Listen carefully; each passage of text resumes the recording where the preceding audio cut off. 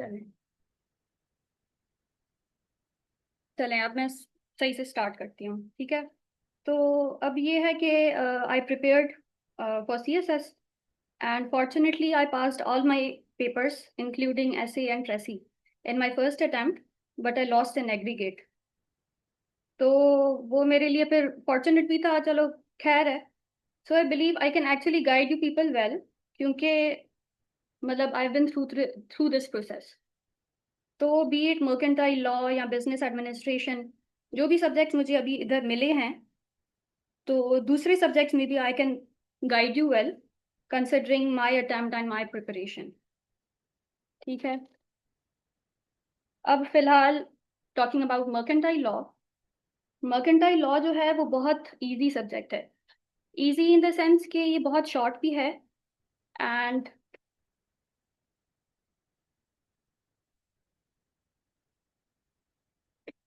अच्छा, ये शॉर्ट भी बहुत है। और how do I do this? अच्छा, yes, I got 83 marks, 84 marks in fact in mercantile law. So in the process I'm assuming I also have मतलब students जो अभी या तो 2026 में अपीयर हो रहे हैं या अभी सिलेक्ट कर रहे हैं कि कौन से सब्जेक्ट्स हमने लेने हैं। तो मैं उस हिसाब से आई एम प्रिज्यूमिंग कि मतलब मुझे बेसिक से स्टार्ट करना है, तो मैं बेसिक से ही स्टार्ट करूंगी।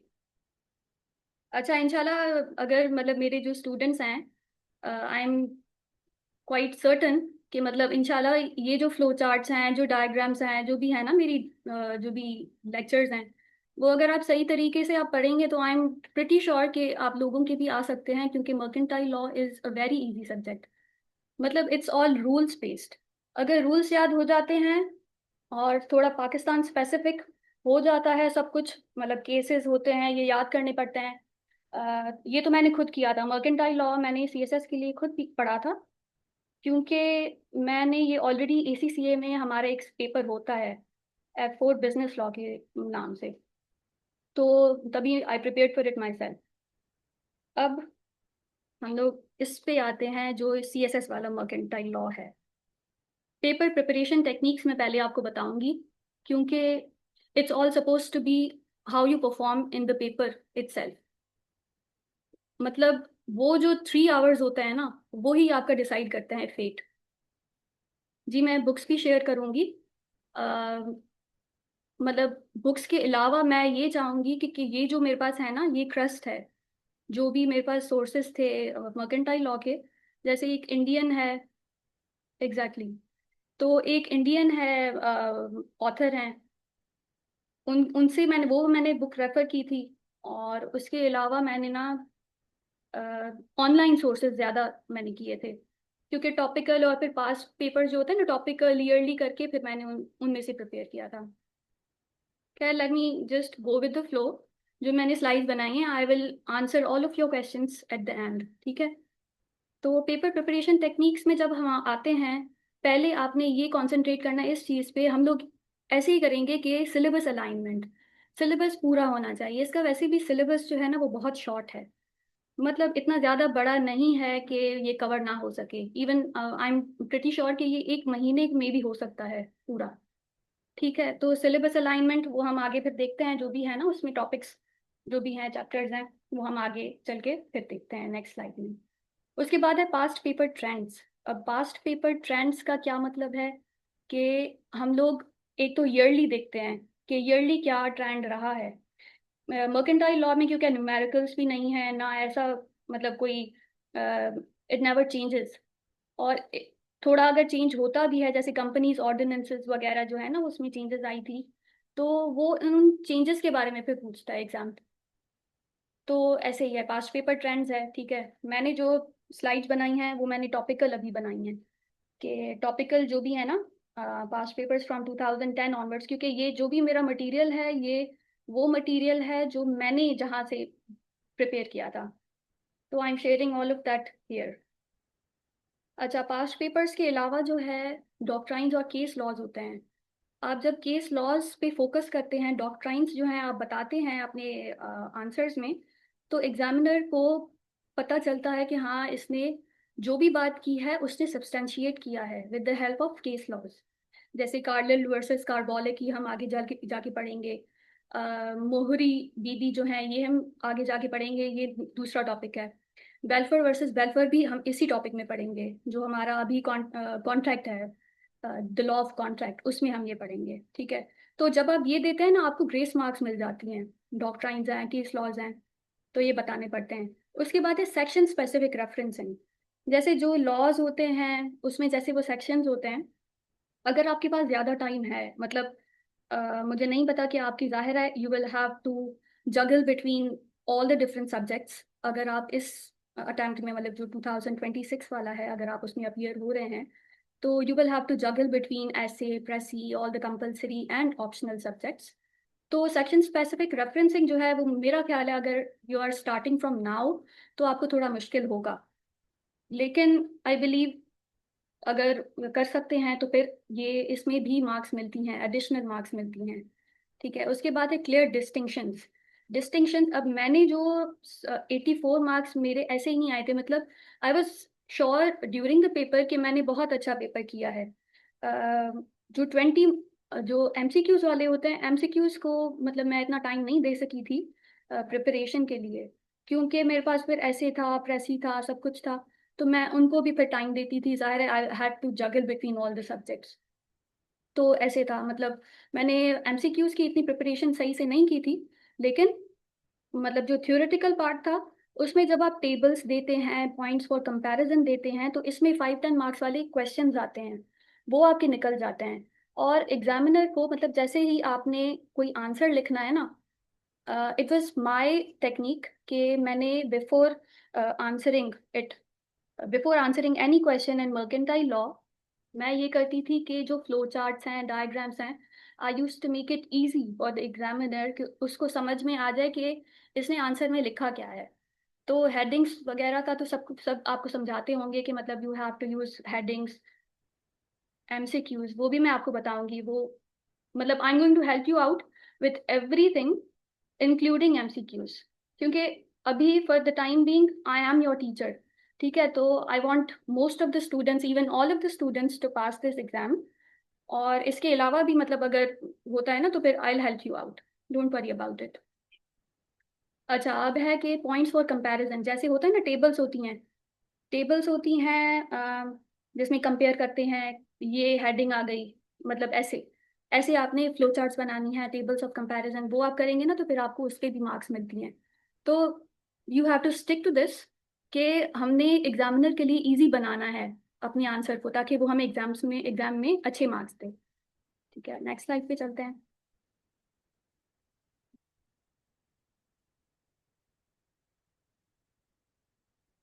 अब नेक्स्ट जो स्लाइड है वो हमारी सिलेबस की, ये है पूरा सिलेबस जो है ना मर्केंटाइल लॉ का, सिर्फ यही है। और मैं अगर सिर्फ कह रही हूँ तो वाकई ऐसा ही है, ये बिल्कुल शॉर्ट है। जो हमने जिन चीज़ों पे कंसंट्रेट करना है ना, वो है द लॉ ऑफ कॉन्ट्रैक्ट। ठीक है। हम लोग पढ़ेंगे सब कुछ, लेकिन एक होता है ना कि when I was preparing for, like I am telling you something जो पहले की बात है। तो ओ लेवल्स की जब इंग्लिश का मैं प्रिपेयर कर रही थी, तो there was a code which said learn everything about something and something about everything. What I mean by this is कि हम लोग कुछ ऐसे टॉपिक्स रखेंगे फ्रॉम ए टू एफ।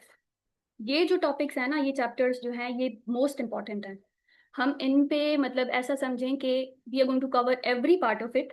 और फिर जो है ना, GHIJ, कंपनीज ऑडिट ऑर्डिनेंस का ये आता है कि मतलब उसमें क्या चेंजेस वगैरह आई हैं, तो वो थोड़ी शॉर्ट शॉर्ट से हैं, और उन पे एग्जामिनर जो है ना वो इतना उसका फोकस नहीं होता। तो we have to be paper specific, तभी we are going to concentrate more on A to F.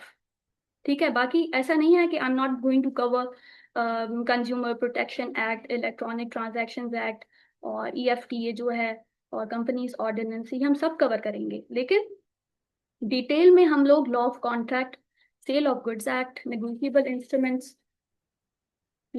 Instruments, partnership act, competition act और आर्बिट्रेशन लॉ करेंगे।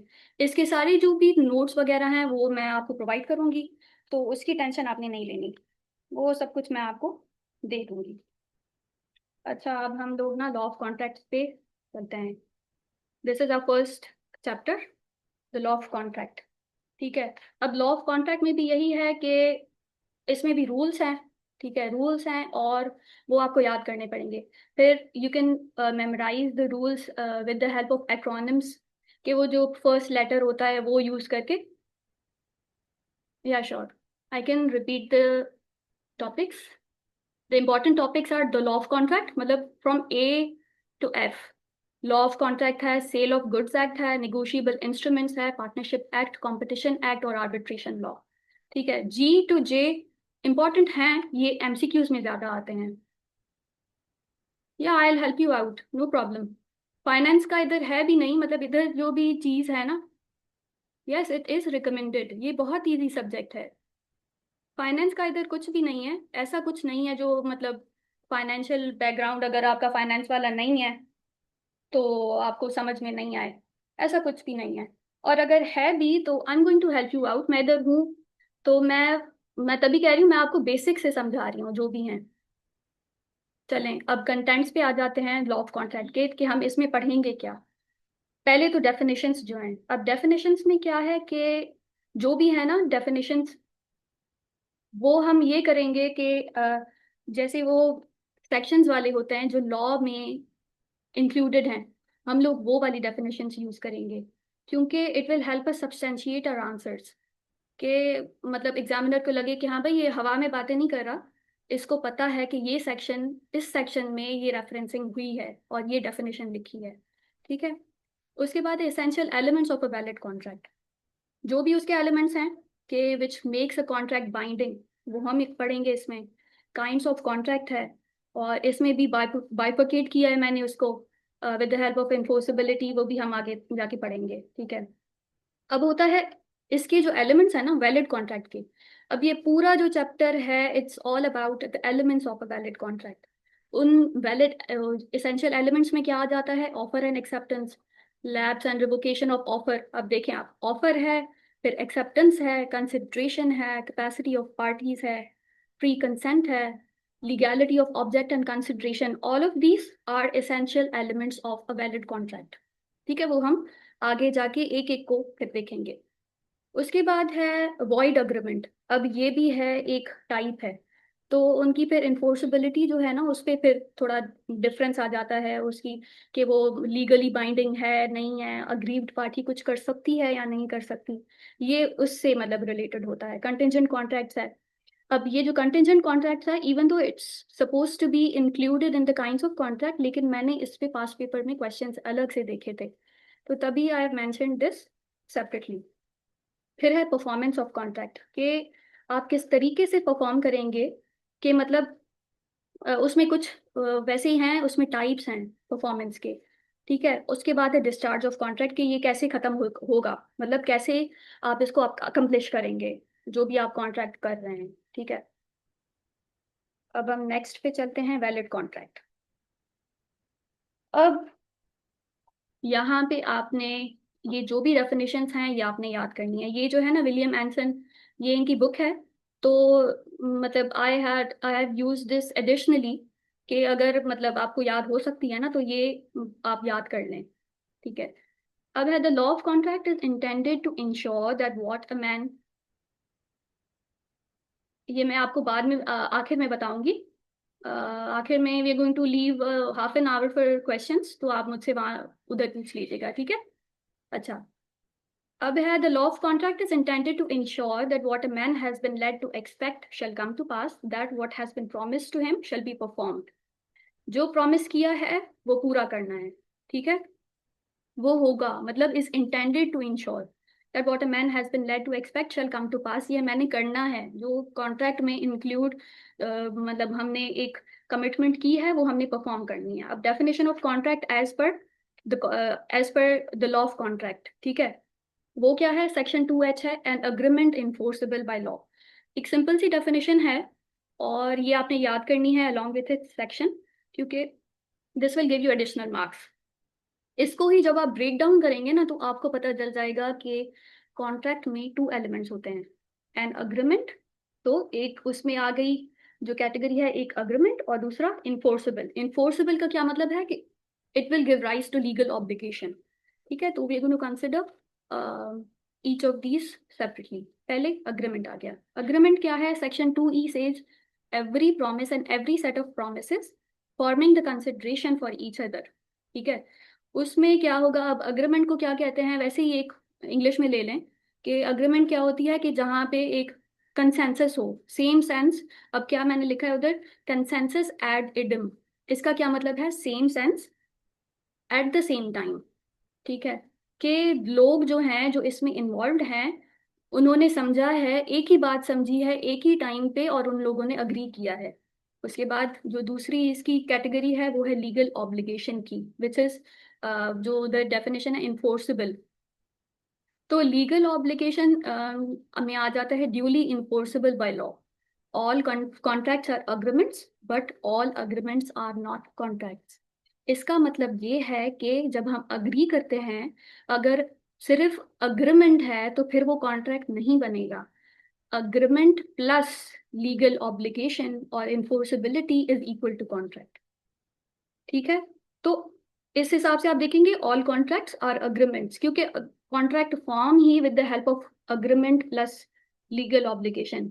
लेकिन अग्रीमेंट में लीगल ऑब्लिगेशन नहीं होती and it's not going to be binding. ठीक है, अब आ गया agreements of moral, social, religious nature are excluded, क्योंकि यहाँ पे बिजनेस ट्रांजैक्शंस होती हैं। मतलब ऐसा कुछ नहीं होता जो डेली में जैसे होता है ना, एक मोरल, सोशल या रिलीजियस नेचर का, वो उसमें से एक्सक्लूड हो जाता है। जैसे प्रॉफिटेबल नेचर जैसी होती है ना ट्रांजैक्शंस की, तो वैसे हमने मतलब ट्रांजैक्शंस को देखना है। Business transactions are presumed to create legal relations. अब इसमें आगे जाके मैं आपको एक केस बताऊंगी, उसमें ये होता है कि वो होती बिजनेस ट्रांजैक्शन ही है। मतलब एक कंपनी जो है वो एक एजेंट को अपॉइंट करती है, लेकिन वहां पे वो एक क्लॉज दे देती है। वो उस क्लॉज में क्या लिखा होता है कि ना, this is not going to be legally binding upon the company. फिर बाद में वो जो एजेंट को जो कंपनी हायर करती है, वो एजेंट जो है ना वो उनको सू कर देती है। क्यों करती है? कि ना, इन लोगों ने मुझे हायर नहीं किया। तो वो जो एजेंट है वो केस हार जाता है। केस हार जाता है इसलिए क्योंकि वो transaction it was not suppose to be legally binding. वो ऑब्लिगेशन थी ही नहीं कंपनी के ऊपर, तो वो हार जाता है केस। ठीक है, तो business transactions are presumed to create legal relations unless stated otherwise.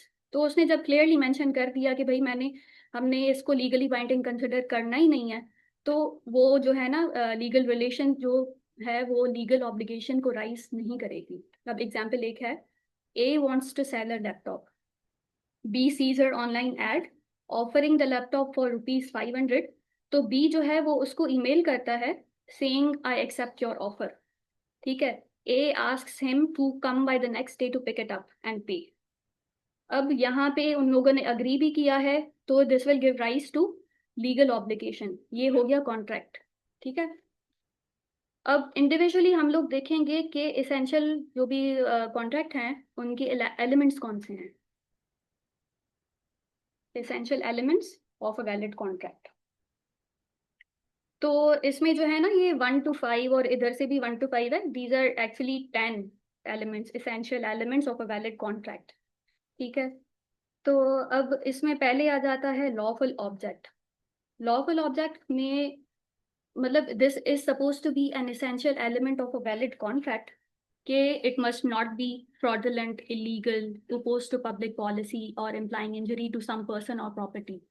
ठीक है, तो अगर उसमें फ्रॉड आएगा या कुछ ऐसी चीज होगी जो इलीगल होगी या पब्लिक पॉलिसी, जैसे एक मोरल्स होते हैं, कोई मोरालिटी होती है, अगर उसके अगेंस्ट जाएगा, लॉफुल नहीं होगा। लॉफुल नहीं होगा तो it will not be a valid contract.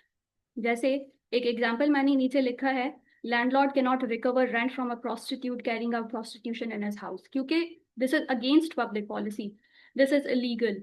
और अगर ऐसा कोई है ना, जैसे कॉन्ट्रैक्ट होता है जिसमें हो के भाई तुम इसको ना इसको थोड़ा टॉर्चर करो, इस बंदे को मतलब थोड़ा टॉर्चर करना है, तो ये हम कॉन्ट्रैक्ट एक बनाते हैं और मैं तुम्हें इतने पैसे दूंगा, तो this it will not be a valid contract, क्योंकि वो लॉफुल ऑब्जेक्ट है ही नहीं, वो लॉफुल नहीं है ये चीजें। ठीक है, अच्छा, अब इसमें जब इसेंशियल एलिमेंट्स हम लोग एक एक करके कंसिडर करेंगे ना, तो आपने you have to make sure कि आप उसका एक या दो उसमें आप एग्जाम्पल्स जरूर दें, क्योंकि अभी तो मैं जो भी आपको समझाऊंगी ना वो मैं आपको एग्जाम्पल्स भी दूंगी। तो इससे ये होगा कि आपकी अंडरस्टैंडिंग ज़्यादा बढ़ेगी, आपको पता चल जाएगा कि what I am referring to, what I am talking about. ठीक है। अच्छा, अब इसमें आ जाता है राइटिंग, दूसरा एलिमेंट है राइटिंग एंड रजिस्ट्रेशन। मतलब ये ओरल भी हो सकता है और रिटन भी हो सकता है। कुछ ऐसी चीज़ें होती हैं, कुछ ऐसे डॉक्यूमेंट्स होते हैं which are suppose to be in writing, अगर राइटिंग में नहीं होंगे तो मतलब उनकी ना वो वैल्यू नहीं होती, जैसे the sale of immovable property और आर्बिट्रेशन अग्रीमेंट, वो हम आगे जाके पढ़ेंगे। टाइम बार्ड डेट होता है एक, नेगोशिएबल इंस्ट्रूमेंट्स में पढ़ेंगे, तो they are suppose to be in writing. अगर उन उसमें नहीं होगा ना ये उस फॉर्म में, तो it will not form a valid contract. ठीक है, तो राइटिंग एंड रजिस्ट्रेशन। फिर the third point is certainty. अब सर्टनिटी में क्या है, the meaning of which is not certain और capable of being made certain are void. Void का क्या मतलब होता है कि it is not going to be legally binding. ठीक है, वो नलिटी होती है, मतलब वो कॉन्ट्रैक्ट आप उसको समझें कि वो होता ही नहीं है। ठीक है, जिसमें सर्टनिटी ना हो। एन अग्रीमेंट, अब ये एग्जाम्पल है, an agreement for 100 tons of oil. अब कौन सा ऑयल है, कहाँ से आएगा, ये कोई सर्टनिटी तो नहीं है ना इसमें। तो ऐसे हम लोग ना इसको फिर ये वैलिड कॉन्ट्रैक्ट नहीं बनेगा। जैसे होता है vague promises are not enforceable contracts. ठीक है, अब एक एग्जांपल मैं आपको वैसे देती हूँ जिसमें ये था कि एक बंदा है, उसने दूसरे बंदे को बोला कि I want you to do some marketing work for my company. ठीक है, I will pay you well. इसका क्या मतलब है कि उसने ये भी नहीं बताया एग्जैक्ट कि उसका काम क्या है। सर्टनिटी मतलब जो सब्जेक्ट मैटर है वो भी सर्टन नहीं है कि उसने काम कौन सा करना है, और प्राइस भी जो है उसने अनक्लियर रखी है। तो ये इससे ऐसे वैलिड कॉन्ट्रैक्ट्स नहीं बनते। ठीक है, तो when it's going to be certain, तो वो वैलिड कॉन्ट्रैक्ट बन सकता है। उसके बाद फोर्थ हमारी पॉइंट आ जाती है possibility of performance. Valid contract हम लोग जब बनाते हैं तो we have to make sure कि वो पॉसिबल तो हो।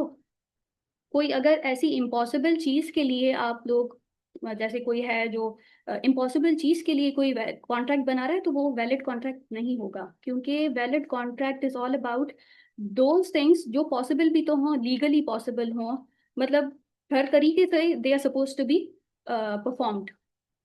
तो वो पॉसिबल होंगे, उसके बाद ही they will form an element for valid contract.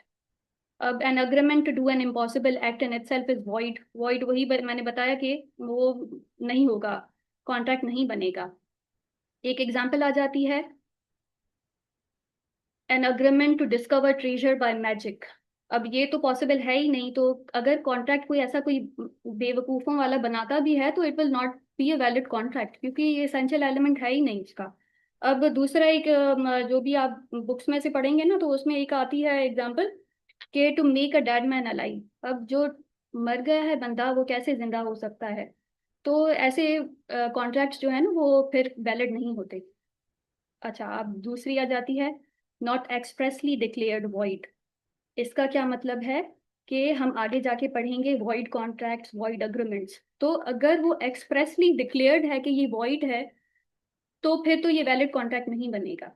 ठीक है, इन रिस्ट्रेंट ऑफ मैरिज, जैसे कहते हैं ना कि वो जो माइनर्स की शादी होती है, तो अगर माइनर की शादी है, सब कुछ आपने कर लिया, राइटिंग भी हो गई, रजिस्ट्रेशन भी हो गई, सर्टिनिटी भी हो गई कि भाई ये लड़की है ये लड़का है, पॉसिबिलिटी ऑफ परफॉर्मेंस भी है, शादी तो हो सकती है ना, लेकिन वो क्या है, इट्स एक्सप्रेसली डिक्लेयर्ड वॉइड, तो ये वैलिड कॉन्ट्रैक्ट नहीं बनेगा। ठीक है। अच्छा, अब उसके बाद आ जाता है ऑफर एंड एक्सेप्टेंस। ये रहा, ऑफर एंड एक्सेप्टेंस में ये होता है कि एक बंदे ने ऑफर की कि भाई मैं ये चीज ना दे तुम्हें देना चाहता हूँ इतने पैसों में, वो क्या हो गया, वो ऑफर हो गई। एक्सेप्टेंस जब होगी from the other party, from the offeree. एक ऑफरर होता है जो ऑफर करता है, दूसरा ऑफरी होता है जो एक्सेप्ट करेगा या रिजेक्ट करेगा। तो जब एक्सेप्ट करेगा, ऑफर एंड एक्सेप्टेंस होगी, फिर वैलिड कॉन्ट्रैक्ट बनेगा। ठीक है। अब दूसरा आ जाता है इसमें intention to create a legal relation. जब मैं आपको बता रही थी उसकी कंटेंट्स का, द लॉ ऑफ कॉन्ट्रैक्ट के कंटेंट्स का, तो आई मेंशन्ड के वहाँ पे लीगल रिलेशन की इंटेंशन होनी चाहिए। And I am going to explain it to you, Balfour versus Balfour जो केस है, ठीक है। तो इसमें क्या है, case of a domestic nature, वो जो भी होंगे ना डोमेस्टिक नेचर वाले केसेस इसमें नहीं आते, वो कॉन्ट्रैक्ट नहीं बनता। वो बस ऐसा समझें आपके मतलब वो घरेलू एक वो बन गई, एक अग्रीमेंट बन गया, लेकिन वो वैलिड कॉन्ट्रैक्ट नहीं बनेगा। अब बेल्फर वर्सेस बेल्फर एक बेंचमार्क केस है जो आपको याद करना पड़ेगा। याद ऐसे कि मतलब यू शुड नो कि उसकी क्या थी, वर्डिक्ट क्या थी। अब इसमें क्या हुआ, the case establish the fundamental principle in contract law कि जो भी सोशल और डोमेस्टिक अग्रीमेंट्स होते हैं ना between spouses, they are presumed not to be legally binding contracts, ठीक है। वो मतलब आप समझिए कि वो प्रिजम्पशन है कि वो it will not give rise to legal contract. तो अब बेल्फर वर्सेस बेल्फर 1919 केस में हुआ क्या कि हस्बैंड ने ओरली एक प्रॉमिस कर लिया अपनी वाइफ से कि I am going to pay you 30 pounds per month as maintenance while they both lived separately. मतलब वो दूसरे शहरों में रह रहे थे, तो उन लोगों ने ना, हस्बैंड ने एक कमिटमेंट कर ली कि मैं अपनी वाइफ को 30 पाउंड्स दूंगा पर मंथ एज मेंटेनेंस, क्योंकि we are living separately for the time being. लेकिन वो था एमिकेबल था, मतलब वो झगड़े के बाद नहीं था, ऐसे ही पहले उन लोगों ने ये एक अपनी कमिटमेंट कर ली थी। उसके बाद हुआ ये कि ये सेपरेट रह रहे थे दूसरे सिटीज में, एंड झगड़े हुए, and the husband stopped it's his payments कि मैं नहीं पे करने वाला। अब तो वाइफ ने केस कर दिया। अब कोर्ट जो है उसने रूल किया इन फेवर ऑफ मिस्टर बेल्फर कि उसमें इंटेंशन थी ही नहीं एक टू क्रिएट लीगल रिलेशन। वो तो आप लोगों ने मतलब ऐसा समझो कि घर में ही एक अग्रीमेंट कर लिया कि हम लोग ऐसे एक्सचेंज करेंगे 30 पाउंड्स फॉर मेंटेनेंस। तो it did not give rise to legal relation between Balfour, mister Balfour and Mrs Balfour, ठीक है। तो इंटेंशन टू क्रिएट होनी चाहिए, intention to create legal relations होनी चाहिए, business transactions not giving rise to legal relations. अच्छा, अब ऐसा भी होता है कि ऐसी बिजनेस ट्रांजैक्शंस हों जो लीगल रिलेशन को मतलब ना क्रिएट करें। जैसे मैंने आपको पहले बताया था कि I am going to mention a case, तो ये जो केसेस है ना ये आपको याद करने पड़ेंगे, कुछ बेंचमार्क केसेस हैं ये, ठीक है। तो Rose and Frank Company versus Crompton and Brothers. अब इसमें ये हुआ कि एक फर्म है रोज एंड फ्रैंक कंपनी के नाम से, ठीक है। तो उन्होंने एक सोल एजेंट को अपॉइंट किया, लेकिन उन्होंने अग्रीमेंट में एक ऑनरेबल प्लेज क्लॉज बना दी, उसमें ऐड कर दी। उस क्लॉज में क्या था, it clearly stated that it was not a formal agreement and would not be subject to legal jurisdiction. उसने जब क्लियरली उसमें मेंशन कर लिया है कि मैं मतलब this will not give rise to a legal relation, तो फिर तो एक्सप्लिसिटली वो उन्होंने मतलब उसको तो अलग कर लिया ना। तो बिजनेस ट्रांजैक्शन होगी भी, लेकिन it will not give rise to legal relation here, क्योंकि उन्होंने एक क्लॉज उसमें ऐड कर दिया है, ठीक है। तो ये वैलिड कॉन्ट्रैक्ट नहीं होगा ऐसे, because a valid contract is suppose to include an intention to create legal relations, ठीक है।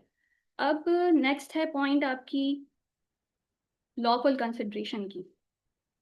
Lawful consideration, a valuable consideration in the sense of the law, may consist either in some right, interest, profit, or benefit accruing to one party, or some forbearance, detriment, loss, or responsibility given, suffered, or undertaken by the other.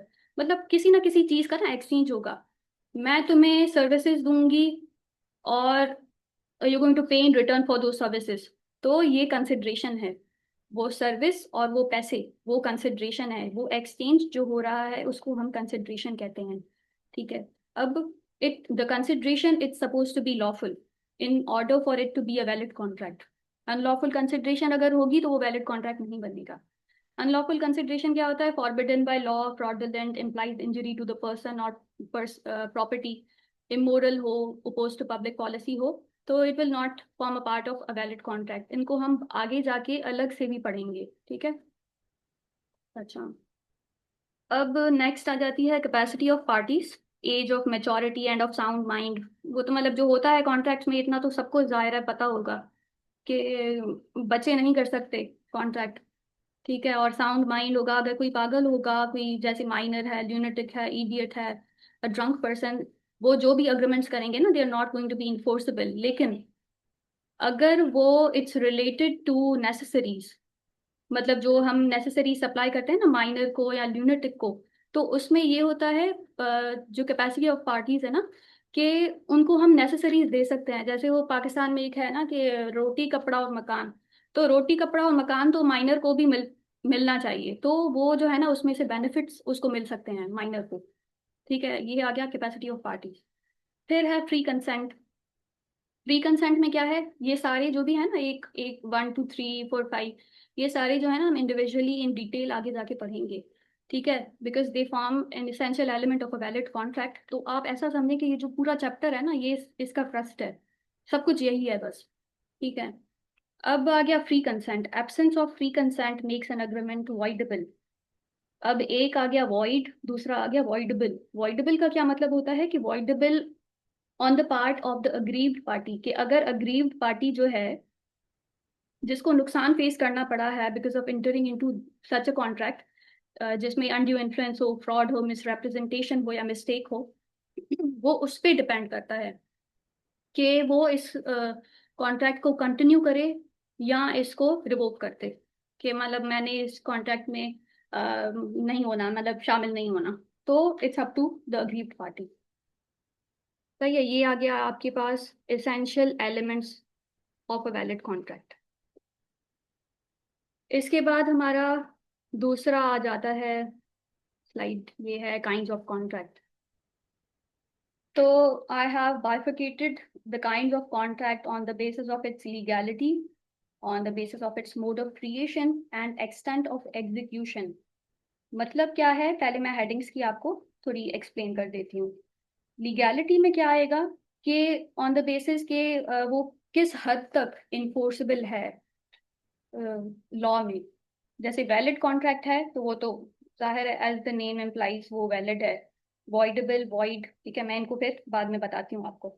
अच्छा, ये legality हो गई। Mode of creation, कि ये बना कैसे है contract, आपने एक्सप्लिसिटली कहीं मेंशन किया या आपके बिहेवियर से किसी ने इन्फर किया कि ये कॉन्ट्रैक्ट में इंटर हो गया है, तो ये mode of creation. Extent of execution, कि इस पे परफॉर्मेंस जो है वो हो गई है या होनी है। तो ये काइंड्स ऑफ कॉन्ट्रैक्ट, ये इस पे क्वेश्चंस आते हैं पास्ट पेपर्स में, मैंने बहुत सारे देखे हैं, तो ये भी इम्पोर्टेंट है बहुत। अच्छा, अब आ जाता है इस पे लीगैलिटी पे। लीगैलिटी पे जब हम आते हैं तो इसमें पहला है वैलिड कॉन्ट्रैक्ट। ठीक है, वो तो जो भी है, जो पहले वाली जो स्लाइड थी उसमें एसेंशियल एलिमेंट्स थे, अगर वो सारे एसेंशियल एलिमेंट्स हैं तो फिर तो कॉन्ट्रैक्ट जो है वो वैलिड है। दूसरी पॉइंट क्या आ जाती है, वॉइडेबल कॉन्ट्रैक्ट। सही है, वॉइडेबल कॉन्ट्रैक्ट जो है, valid contract that can be declared void by one party. ये इसकी सेक्शन में, मतलब वो जो लॉ है ना उसमें ये इसकी डेफिनेशन है। तो इसमें क्या होगा कि अग्रीव्ड पार्टी के ऊपर होगा कि वो इस कॉन्ट्रैक्ट को कंटिन्यू करता है या इसको रिवोक कर देता है। ठीक है, तभी इसको बोलते हैं वॉइडेबल। उसके बाद है वॉइड कॉन्ट्रैक्ट या वॉइड अग्रीमेंट। ये होता है वॉइड एब इनिशियो इसको कहते हैं। ठीक है, वो हम मैं आगे जाके मेंशन करूंगी। वॉइड एब इनिशियो का क्या मतलब है कि इसकी ये इन्फोर्सेबल नहीं होगा। ठीक है, no contract ever existed and the courts are not going to enforce it, क्योंकि वो है ही वॉइड। अब इसमें क्या आएगा, एक एग्जांपल मैं आपको देती हूँ to differentiate between all of these. एक है a contract to commit a crime. अगर क्राइम है तो वही oppose to public policy, oppose to the morality, तो उसमें क्या आ जाएगा, ये वॉइड होगा कॉन्ट्रैक्ट।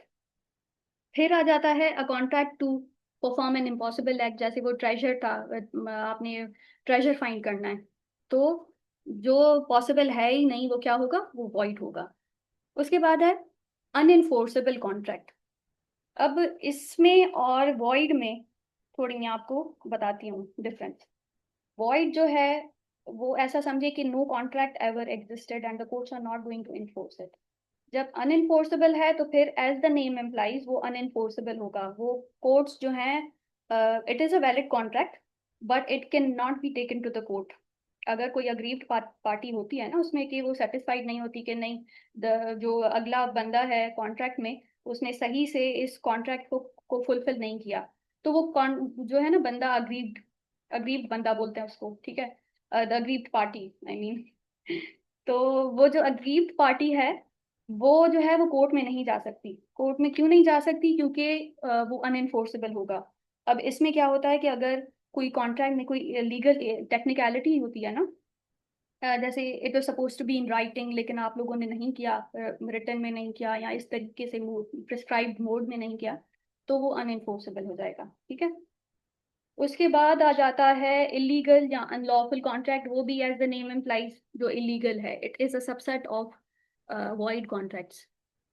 फिलहाल जो है ना, मैंने इसको थोड़ा शॉर्टन करने के लिए I am going to explain all of these, तो आप भले इसकी ये आपके पास अपने पास रखें, और इसके एग्जांपल्स जो है ना वो आप मेंशन करते जाएं, क्योंकि एग्जांपल्स अगर आपको याद हो जाएंगे ना, तो it will be easier for you to revise these, तो वो रिकॉल हो जाएगा कि अच्छा हाँ इसका ये मतलब था, ठीक है। तो अभी इलीगल कॉन्ट्रैक्ट, अनलॉफुल कॉन्ट्रैक्ट में क्या होगा, it is a subset of void contracts. तो a contract for drug trafficking जैसे एक एग्जांपल है, या कि इस बंदे को फ्रॉड करना है या इस बंदे को रिश्वत देनी है, वो क्या होगा, इलीगल कॉन्ट्रैक्ट होगा। This is not only going to be void, लेकिन ये क्योंकि इट्स अगेंस्ट पब्लिक पॉलिसी और क्रिमिनल एक वो उसमें ज्यूरिसडिक्शन में जाता है ये, तो this also leads to harsher penalties, ठीक है। अनलॉफुल, ये जो अनलॉफुल कॉन्ट्रैक्ट और इलीगल कॉन्ट्रैक्ट है ये, ठीक है। अब दूसरी इसकी बाइफर्केशन आती है on the basis of its mode of creation. Mode of creation, इसमें जो भी कैटेगरीज हैं, एक है एक्सप्रेस, इम्प्लाइड और क्वासी।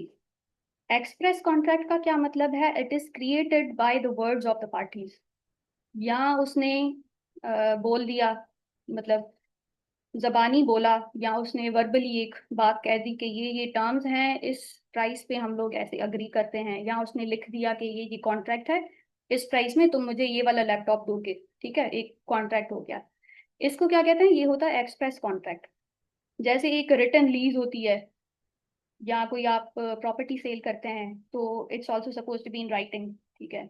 या जैसे वर्बली अग्री कर लिया किसी दोस्त के साथ, या दोस्त को भी छोड़ दें क्योंकि फिर उसमें इंटेंशन नहीं होगी ना, तो मतलब जो दो बंदे हैं उन्होंने वर्बली एक अग्री कर लिया कि मैं तुम्हारी गाड़ी लूंगा फॉर 10,000 dirhams, एक एग्जाम्पल है। तो उसमें क्या होगा कि उसने वर्बली बोला है, लेकिन ये होगा एक्सप्रेस, क्योंकि एक्सप्रेस की फिर आप बाइफर्केशन करेंगे कि वो रिटन भी हो सकता है और वर्बल भी हो सकता है। तो ये आ गया एक्सप्रेस कॉन्ट्रैक्ट। फिर है इम्प्लाइड कॉन्ट्रैक्ट। अब एम्प्लॉयड का भी जैसे मतलब है कि उसकी जो है ना, उसकी डेफिनेशन आप you going to infer from the behaviour of the parties कि वहां पे कॉन्ट्रैक्ट हो चुका है, ठीक है। It is created by the conduct and action of parties inferred from behaviour. एक एग्जांपल आपको देती हूँ कि एक जैसे लड़के जाते हैं बार्बर शॉप पे, तो वो बंदा जाता है और वहां पे जाके चेयर पे जाके बैठ जाता है। जो वहां पे बार्बर होता है, he starts cutting his hair, क्योंकि वो जाहिर है वहां पे कुर्सी पे जाके अगर बैठा है तो इसी काम के लिए गया होगा ना, ऐसे बातें बातें तो नहीं करने गया होगा ना। तो इसमें इसका क्या मतलब है कि ये इम्प्लाइड एक कॉन्ट्रैक्ट बन गया। अगर वो जाके वहां पे चेयर पे जाके बैठता है और बार बार आता है उसके बाल काटता है, तो ये कॉन्ट्रैक्ट बन जाता है, ठीक है। और this will form a part of being an implied contract. अच्छा, अब इसमें मोड ऑफ क्रिएशन, दूसरा एक मोड ऑफ, जो तीसरा है सॉरी, क्वासी आ जाता है कॉन्ट्रैक्ट। एक्सप्रेस आ गया जब आपने बोला, एक्सप्लिसिटली स्टेट किया, आइदर वर्बली और रिटन, तो एक कॉन्ट्रैक्ट बन गया। इम्प्लाइड में कॉन्ट्रैक्ट कैसे बनता है, विद द हेल्प के इट्स इन्फर्ड फ्रॉम बिहेवियर, के जो बंदे हैं, जो पार्टीज हैं, वो क्या करती हैं, उससे कॉन्ट्रैक्ट मतलब पता चल जाएगा आपको कि कॉन्ट्रैक्ट बन गया है। फिर आ जाती है तीसरी कैटेगरी, क्वासी कॉन्ट्रैक्ट्स। क्वासी का क्या मतलब होता है, it is created by law to prevent unjust enrichment. ये जो है ना, ये लीगल फिक्शन है, जहाँ पे कोई कॉन्ट्रैक्ट नहीं है, it is imposed by court, क्योंकि it is a legal remedy, ठीक है। एक एग्जांपल आपको देती हूँ, आपको समझ में आ जाएगा कि इसका क्या मतलब है। एक डॉक्टर जो है, एक बंदा हॉस्पिटल में जाता है, एक अनकॉन्शियस बंदा जाता है, और वो जो डॉक्टर है, अब जाहिर है जब बंदा अनकॉन्शियस है तो वो तो आगे से ना बोल सकता है, ना अपने बिहेवियर से इम्प्लाई कर सकता है कि मुझे ट्रीटमेंट चाहिए। तो डॉक्टर क्या करेगा? Doctor will start treating him, वो उनको मेडिकल एड देगा। अब इसमें आगे जाके जैसे उस पेशेंट को होश आ जाता है, तो वो रिफ्यूज नहीं कर सकता कि मैं तुम्हें पेमेंट नहीं करूंगा क्योंकि मैंने बोला नहीं है या मेरे बिहेवियर में नहीं था ये चीज, नहीं थी ये चीज, क्योंकि यहाँ पे कॉसी कॉन्ट्रैक्ट हो चुका है। जब डॉक्टर ने देखा कि वो अनकॉन्शियस बंदा आया है, तो जाहिर है they suppose to treat the patient. वो ये नहीं कहेंगे कि ये आगे से एक्सप्लिसिटली स्टेट करे या इसके बिहेवियर से पता चले। मतलब यहाँ पे फिर ना जो कोर्ट है वो एक लीगल रेमेडी ये देती है ऐसे बंदों को, जैसे डॉक्टर्स को, कि आगे कोई ये जो ऐसे पेशेंट आए वो ये ना बोल सके कि मैंने तुम्हें बोला नहीं था, तो यहाँ पे कॉन्ट्रैक्ट नहीं बनता and I am not legally bound to pay you, ठीक है, फॉर दो सर्विसेज। अब तीसरी कैटेगरी आ जाती है एक्सटेंट ऑफ एग्जीक्यूशन, कि वो एग्जीक्यूटेड है या एग्जीक्यूटरी है। एग्जीक्यूटेड का क्या मतलब होता है? जैसे इंग्लिश होती है, एक वर्ड्स जो हैं आप वहां से ही इन्फर करें कि इसका क्या मतलब होगा। एग्जीक्यूटेड का क्या मतलब होता है? Both parties have perform their obligation. जो दो पार्टीज होंगी, एक लैपटॉप देगी, दूसरी पैसे लेगी, मतलब ऐसे, ठीक है। तो both parties have performed their obligations. इसमें जो परफॉर्मेंस है ना वो हो गई है। मतलब जैसे वो लैपटॉप वाली एग्जांपल थी, ए ने बी को लैपटॉप दिया, बी ने ए को पैसे दिए, क्या हुआ? एग्जीक्यूट हो गया, परफॉर्मेंस हो गई, ठीक है। आप जाते हैं कॉफी शॉप पे जाते हैं, आप कॉफी लेते हैं और पैसे देते हैं, ठीक है, कॉफी आपको मिली, पैसे उनको मिले, क्या हो गया? एग्जीक्यूटेड। एग्जीक्यूटरी जब आ जाता है, एक्सटेंट ऑफ एग्जीक्यूशन, कि इसमें आउटस्टैंडिंग परफॉर्मेंस है, मतलब कुछ ना कुछ जो एलिमेंट है ना कॉन्ट्रैक्ट का, इट्स अनडन, वो अभी आउटस्टैंडिंग है, आउटस्टैंडिंग प्रोमिसेस हैं, ठीक है। तो इसमें ये भी हो सकता है कि दोनों पार्टीज ने कुछ नहीं किया फिलहाल, और दे हैव ओनली अग्रीड कि हम फ्यूचर डेट पे ऐसा करेंगे। या तो ये होगा या फिर ये होगा कि एक ने परफॉर्म कर लिया है और दूसरे ने नहीं किया। जैसे एक एग्जाम्पल है कि you going to sign a lease to rent a flat next month, ठीक है। ना आपने रेंट पे किया है, ना लैंडलॉर्ड ने आपको अभी तक चाबियां दी हैं, क्या हुआ? Executory. Executory on the part of both parties, क्योंकि दोनों पार्टीज ने परफॉर्म नहीं किया, जो उनके कॉन्ट्रैक्ट में मेंशन्ड है उन दोनों ने नहीं किया अभी तक, तो ये हो जाएगा एग्जीक्यूटरी, ठीक है। अब है, ये आ गया आपके पास थोड़ी डिटेल में कि kinds of contract on the basis, जो बाइफरकेट हमने किया था on the basis of enforceability, हम लोग अब उसको देखेंगे कि ये कैसे होगा। अच्छा, एक जो है ना, मेरा ख्याल है इसमें एक चीज रह गई है, वो मैं आपको बाद में फिर, या तो मैं इसमें ऐड करूंगी slide and I share the slide as well, ठीक है। उसमें क्या होता है, एग्जीक्यूटरी जो है ना उसमें कुछ उसमें बाइफर्केशन होती है on the basis of unilateral. ये जो है 5 to 10 मार्क्स के क्वेश्चंस आते हैं कि यूनिलेटरल और बायलेटरल कॉन्ट्रैक्ट्स जो हैं उनमें आप डिफरेंशिएट करें। यूनिलेटरल और बायलेटरल, यूनि एक, बाय दो, ठीक है। तो यूनिलेटरल कॉन्ट्रैक्ट जब होता है, it is executory until the act is done and it's a promise in exchange for an act. Unilateral contract में आप भले ये जो है ना अपने पास जो है वो लिख लें। यूनिलेटरल कॉन्ट्रैक्ट में क्या होगा कि it is executory until the act is done. जैसे एक एग्जांपल है कि एक बंदा है, उसने बोला है कि मैं 1000 रिवॉर्ड दूंगा to any one who finds my cat. मेरी बिल्ली गुम हो गई है, मैं 1000 रिवॉर्ड दूंगा। अब जब तक वो कोई बंदा आता नहीं है और वो बिल्ली मिल जाती है, it is executory until someone finds the cat. जब कैट मिल गई है और वो अपने मालिक को उन्होंने दे दी है, ये क्या हो जाएगा? एग्जीक्यूटेड। तो ये क्या है? एग्जीक्यूटरी की एक क्लासिफिकेशन है, यूनिलेटरल और बायलेटरल। तो यूनिलेटरल में ये आ गया कि I am going to pay 1000 reward to anyone who finds my cat, तो it is going to be executory until someone finds the cat. और एग्जीक्यूटेड होगा जब कैट मिल जाएगी और अवार्ड भी मिल जाएगा। अब आ जाती है दूसरी इसकी एग्जीक्यूटरी में ही क्लासिफिकेशन बायलेटरल कॉन्ट्रैक्ट की। This will start as executory, it is a promise in exchange for a promise. मैं प्रॉमिस कर रहा हूँ कि अगर तुम मेरी गाड़ी बना देते हो by next Sunday, I will promise to pay you 1000। ठीक है, ये एग्जीक्यूटरी होगा। अच्छा।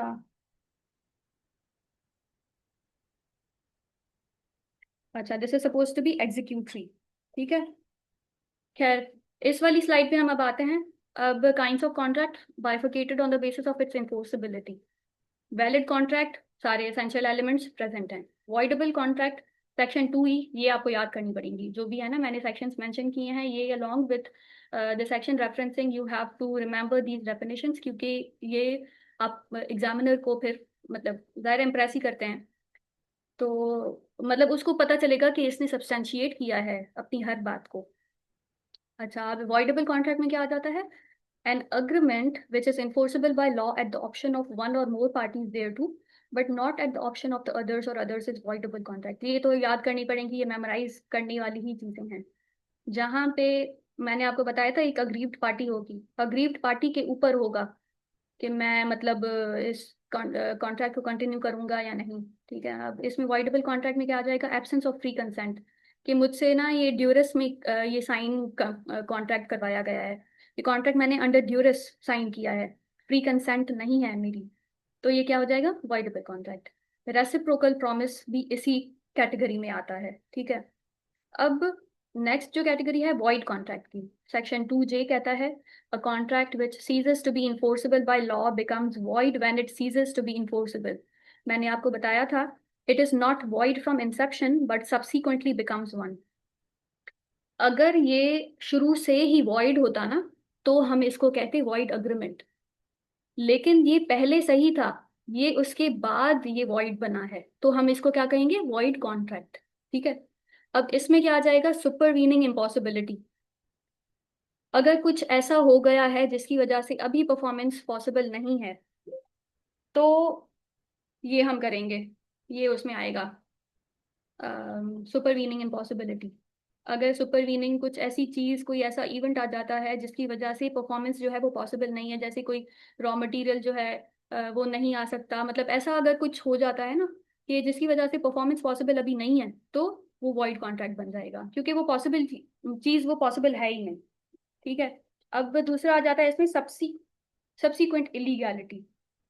पहले तो ठीक था, जैसे वो वीट का होता है, पाकिस्तान में मोस्टली होता है, जो वीट सेल आउट करते हैं, तो अगर वो गवर्नमेंट कोई ऐसा ऐसी कोई वो ऐसा लॉ आ जाता है गवर्नमेंट की तरफ से जिसकी वजह से वीट की जो सेल है ऑन दैट प्रिस्क्राइब्ड प्राइस वो नहीं है लीगल, तो फिर क्या होगा?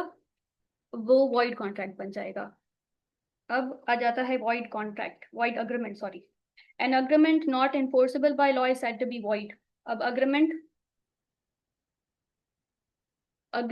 मैंने आपको पहले बताया था कि अग्रीमेंट पहले आता है, agreement plus legal relations is equal to contract. तो यहाँ पे वॉइड अग्रीमेंट की हम जब बात कर रहे हैं, तो it's no legal consequences as it is void ab initio, unlike a void contract which subsequently becomes void. ठीक है।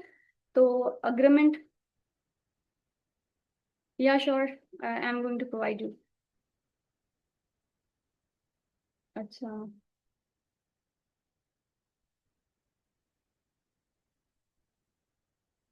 अच्छा, अब इसमें आ जाती है दूसरी चीज, वॉइड अग्रीमेंट हो गया, एक्सप्रेसली डिक्लेयर्ड वॉइड, या agreement with a minor, agreement without consideration. अगर अग्रीमेंट विदाउट कंसिडरेशन है तो वो वैलिड एलिमेंट्स क्योंकि हैं ही नहीं, तो इससे क्या होगा कि वो इन्फोर्सेबल नहीं होगा contract, and it will be a part of a void agreement. ठीक है। Unenforceable contract, one which is valid in itself but is not capable of being enforced in a court of law because of some technical defect. जैसे कोई writing में नहीं है, कोई registration, कोई requisite stamp है वो नहीं है, तो फिर ऐसे होता है, अनएनफोर्सेबल कॉन्ट्रैक्ट बन जाता है। ठीक है। लीगल एंड अनलॉफुल कॉन्ट्रैक्ट, वो उसमें क्या आ गया? It's a contradiction in its terms.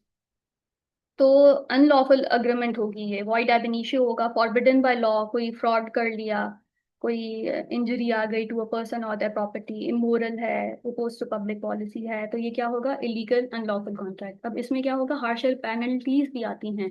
एक तो इन्फोर्सेबल भी नहीं होगा, उधर ही खत्म हो जाएगा, वॉइड एब इनिशियो हो जाएगा, लेकिन पेनल्टीज भी आएंगी। अनइन्फोर्सेबल में क्या होगा कि जो कोर्ट है वो इसको इन्फोर्स नहीं कर सकती, क्योंकि the pre requisites of a valid contract they not present, जैसे कोई स्टैंप नहीं है, कोई ये चीज नहीं है, वो चीज नहीं है, ऐसे। तो कोर्ट जो है ना वो इसमें कुछ भी नहीं कर सकती। वॉइड अग्रीमेंट आ गया, जो वॉइड एब इनिशियो है, माइनर, जो शुरू से ही वॉइड है। वॉइड कॉन्ट्रैक्ट क्या होता है कि ये बाद में वॉइड बना है, पहले कॉन्ट्रैक्ट सही वाला था, सब कुछ पॉसिबल भी था, लीगल भी था, all the essential elements of a valid contract were present, but बाद में कुछ ऐसा हो गया जिसकी वजह से वो वॉइड कॉन्ट्रैक्ट बन गया। वॉइडेबल कॉन्ट्रैक्ट फिर आ गया, voidable at the option of the agreed party, फिर है वैलिड कॉन्ट्रैक्ट। ठीक है, आगे करते हैं। अब है kinds of contract on the basis of its mode of creation. ये वही चीजें हैं जो मैंने आपको थोड़ी ऊपर ऊपर से बता दी थी, लेकिन मैं ये जो स्लाइड है वो मैं इसको रीड भी कर देती हूँ। Express contract, it is a contract made by use of words spoken और रिटन। ठीक है, बोल दिया या लिख दिया जो भी है, ऐसे ही है। ठीक है, example, A says to B, will you purchase my bike for 20,000? B says yes, क्या हो गया, कॉन्ट्रैक्ट बन गया। उसके बाद इम्प्लाइड कॉन्ट्रैक्ट। इम्प्लाइड कॉन्ट्रैक्ट में क्या आ जाता है, made otherwise than by word spoken और रिटन।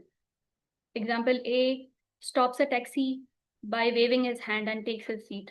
क्या हो गया, इसका क्या मतलब होगा कि उसने बस हाथ हिलाया और टैक्सी में आके बैठ गया। अब जाहिर है, अब अगर वो वहां पे टैक्सी में जाके बैठा है बंदा, तो ही इज गोइंग टू पे फॉर द, जो भी उसकी जर्नी होगी उसके लिए तो वो जाहिर वो पे करेगा। तो ये क्या बनेगा, implied contract. Constructive quasi contract, the law infers or recognizes a contract under special circumstances based on the principle that a person shall not be allowed to retain unjust benefit। वही मैंने आपको बताया था डॉक्टर वाली example, कि वो फिर उसमें से जो बंदा है ना अनकॉन्शियस, वो उसमें से फायदा नहीं ले सकता। जी इतनी ही होती है, मतलब जो भी आपके टॉपिक्स हैं बस वो जो है सही हो जाएं आपके, जो क्वेश्चन पूछ रहा है एग्जामिनर। सही है। Kind of contract, extent of execution, either both obligations are performed or one of the two। It is a contract where both parties have performed their promises under the contract, executed हो गया। ये मैं आपको बाद में बताती हूँ, मैंने आपको बोला है कि मैं क्वेश्चंस के लिए फिर आखिर में थोड़ा टाइम रखूंगी, तो आप फिर बाद में पूछ लीजिएगा क्वेश्चंस। अच्छा, एग्जीक्यूटरी है वे both parties are yet to perform their promises, future में करेंगे जो भी है ना कॉन्ट्रैक्ट, वो बाद में एग्जीक्यूट होगा, परफॉर्म बाद में होना है। मैं बाद में लैपटॉप दूंगी, तुम बाद में मुझे पैसे दे देना। तो ये कॉन्ट्रैक्ट लेकिन आज हुआ है, होगा कब एग्जीक्यूट होगा, आगे जाके। अच्छा, अब आ जाती है ये being an essential element of a valid contract, offer. Offer का क्या मतलब है, ये सेक्शन 2 ये कहता है, an expression of the willingness to do और abstain from doing something to another person with a view to obtaining the assent of the other person. Offer क्या होती है, मतलब इंग्लिश में जैसे आप देखें इसको, क्या होगा कि मैंने ऑफर की कि मैं ना अपनी बाइक जो है वो सेल करना चाहती हूँ इतने पैसों में। तो ये क्या है, ऑफर है। आगे से कोई आता है कहता है कि हाँ मैं ये ऑफर जो है एक्सेप्ट करता हूँ और I am going to purchase this bike, तो क्या बन जाता है, वैलिड कॉन्ट्रैक्ट, ऐसे। ठीक है। अब ये जो है ना, ये ऑफर की कुछ प्री रेक्विजिट्स हैं which should be there in an offer if it is to if it is going to form a part of a valid contract। ठीक है, एक है एक्सप्रेस या इम्प्लाइड। एक्सप्रेस क्या होता है, एक्सप्रेस ऑफर। इम्प्लाइड ऑफर क्या होता है, एक्सप्रेस ये होता है कि मैंने एक्सप्लिसिटली स्टेट किया कि ये चीज ऐसे, मैंने जो अभी बाइक वाली एग्जांपल दी, तो मैंने एक्सप्रेस एक की है ये ऑफर, मैंने फेसबुक पे पोस्ट लगा दिया, एडवर्टाइजमेंट एक मैंने पोस्ट कर दी कि मुझे अपनी बाइक सेल करनी है, वो क्या है, एक्सप्रेस ऑफर है। अब इम्प्लाइड क्या है, कि एक एग्जांपल आपको देती हूँ कि एक पब्लिक बस आती है, जैसे मोस्ट ऑफ द कंट्रीज वहाँ पे ये होता है, दुबई वगैरह में भी यही होता है कि जो बसेस होती हैं उनका रूट उन पे लिखा होता है, रूट नंबर और डेस्टिनेशन के, ये बस जो है वो इस जगह पे जाएगी। तो अगर वो बस जो है वो एक स्टॉप पे जाके रुकती है और अब जो दरवाजे हैं वो खोल देता है ड्राइवर, कि जिसको भी आना है वो आ जाए, ये क्या होगा, इम्प्लाइड ऑफर होगा। कि उसके ड्राइवर के बिहेवियर से इन्फर हम ये चीज करते हैं कि वो ऑफर कर रहा है कि इस डेस्टिनेशन पे जाने के लिए जो भी हैं लोग वो आ जाएं बस में। ये होगी इम्प्लाइड ऑफर। ठीक है। अब दूसरी इसकी मतलब वैलिड ऑफर के लिए एक प्री रेक्विजिट है, gives rise to legal consequences. Offer जो है अगर डोमेस्टिक नेचर का है, जैसे पहले हमने वो बेल्फर वर्सेस नहीं, रोज एंड फ्रैंक फ्रैंक कंपनी वाला एक पढ़ा था, और दूसरा बेल्फर वर्सेस बेल्फर। तो अगर ऐसा कुछ आ जाता है ना कि लीगल कॉन्सिक्वेंसेस उसके नहीं होंगे, तो ये ऑफर जो है वो उसकी सही ऑफर नहीं बनेगा to form a valid contract. ठीक है। वहां पे लीगल कॉन्सिक्वेंसेस वहां पे होने चाहिए, gives rise to legal consequences. अब दूसरा है इसका, ये जनरल भी हो सकता है, स्पेसिफिक भी हो सकता है।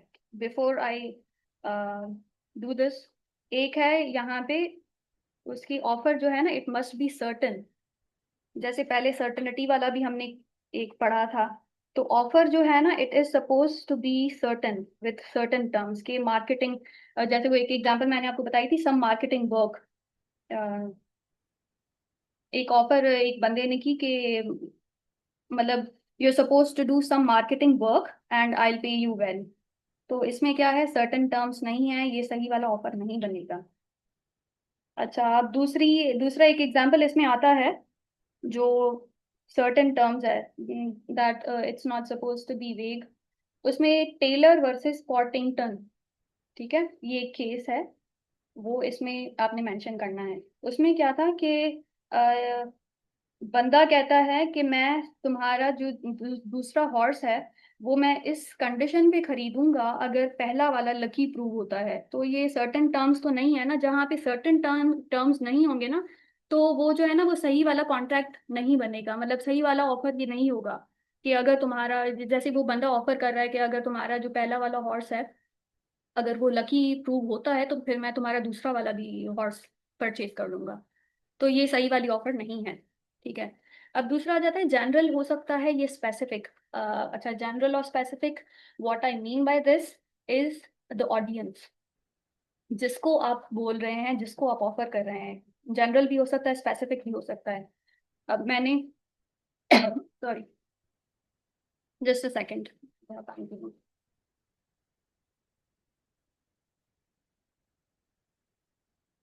अच्छा, अब जनरल भी हो सकता है, ये स्पेसिफिक भी हो सकता है।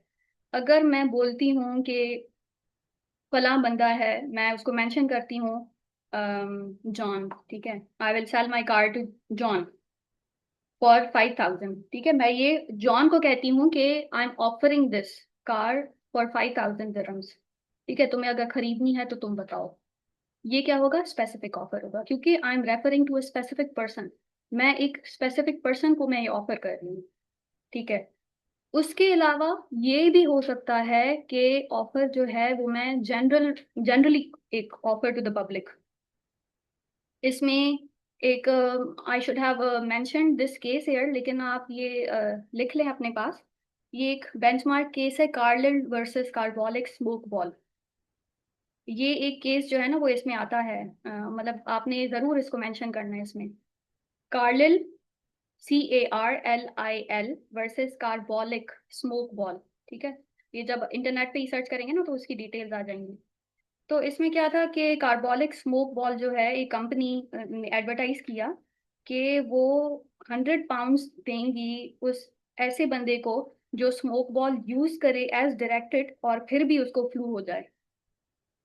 तो ये क्या था, ये था उन सब लोगों के लिए जो ये स्मोक बॉल यूज करने वाले थे। तो it was suppose to be a general offer.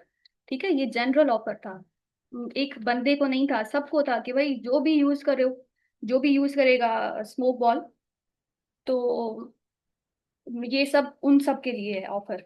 तो इसमें क्या हुआ था इस केस में कि जब एक असर्शन हुई कार्बोलिक स्मोक बॉल कंपनी की, कि मतलब ये स्मोक बॉल जो है वो भी जो भी यूज करेगा उसको as directed, if you using it as directed तो उसको फ्लू नहीं होगा।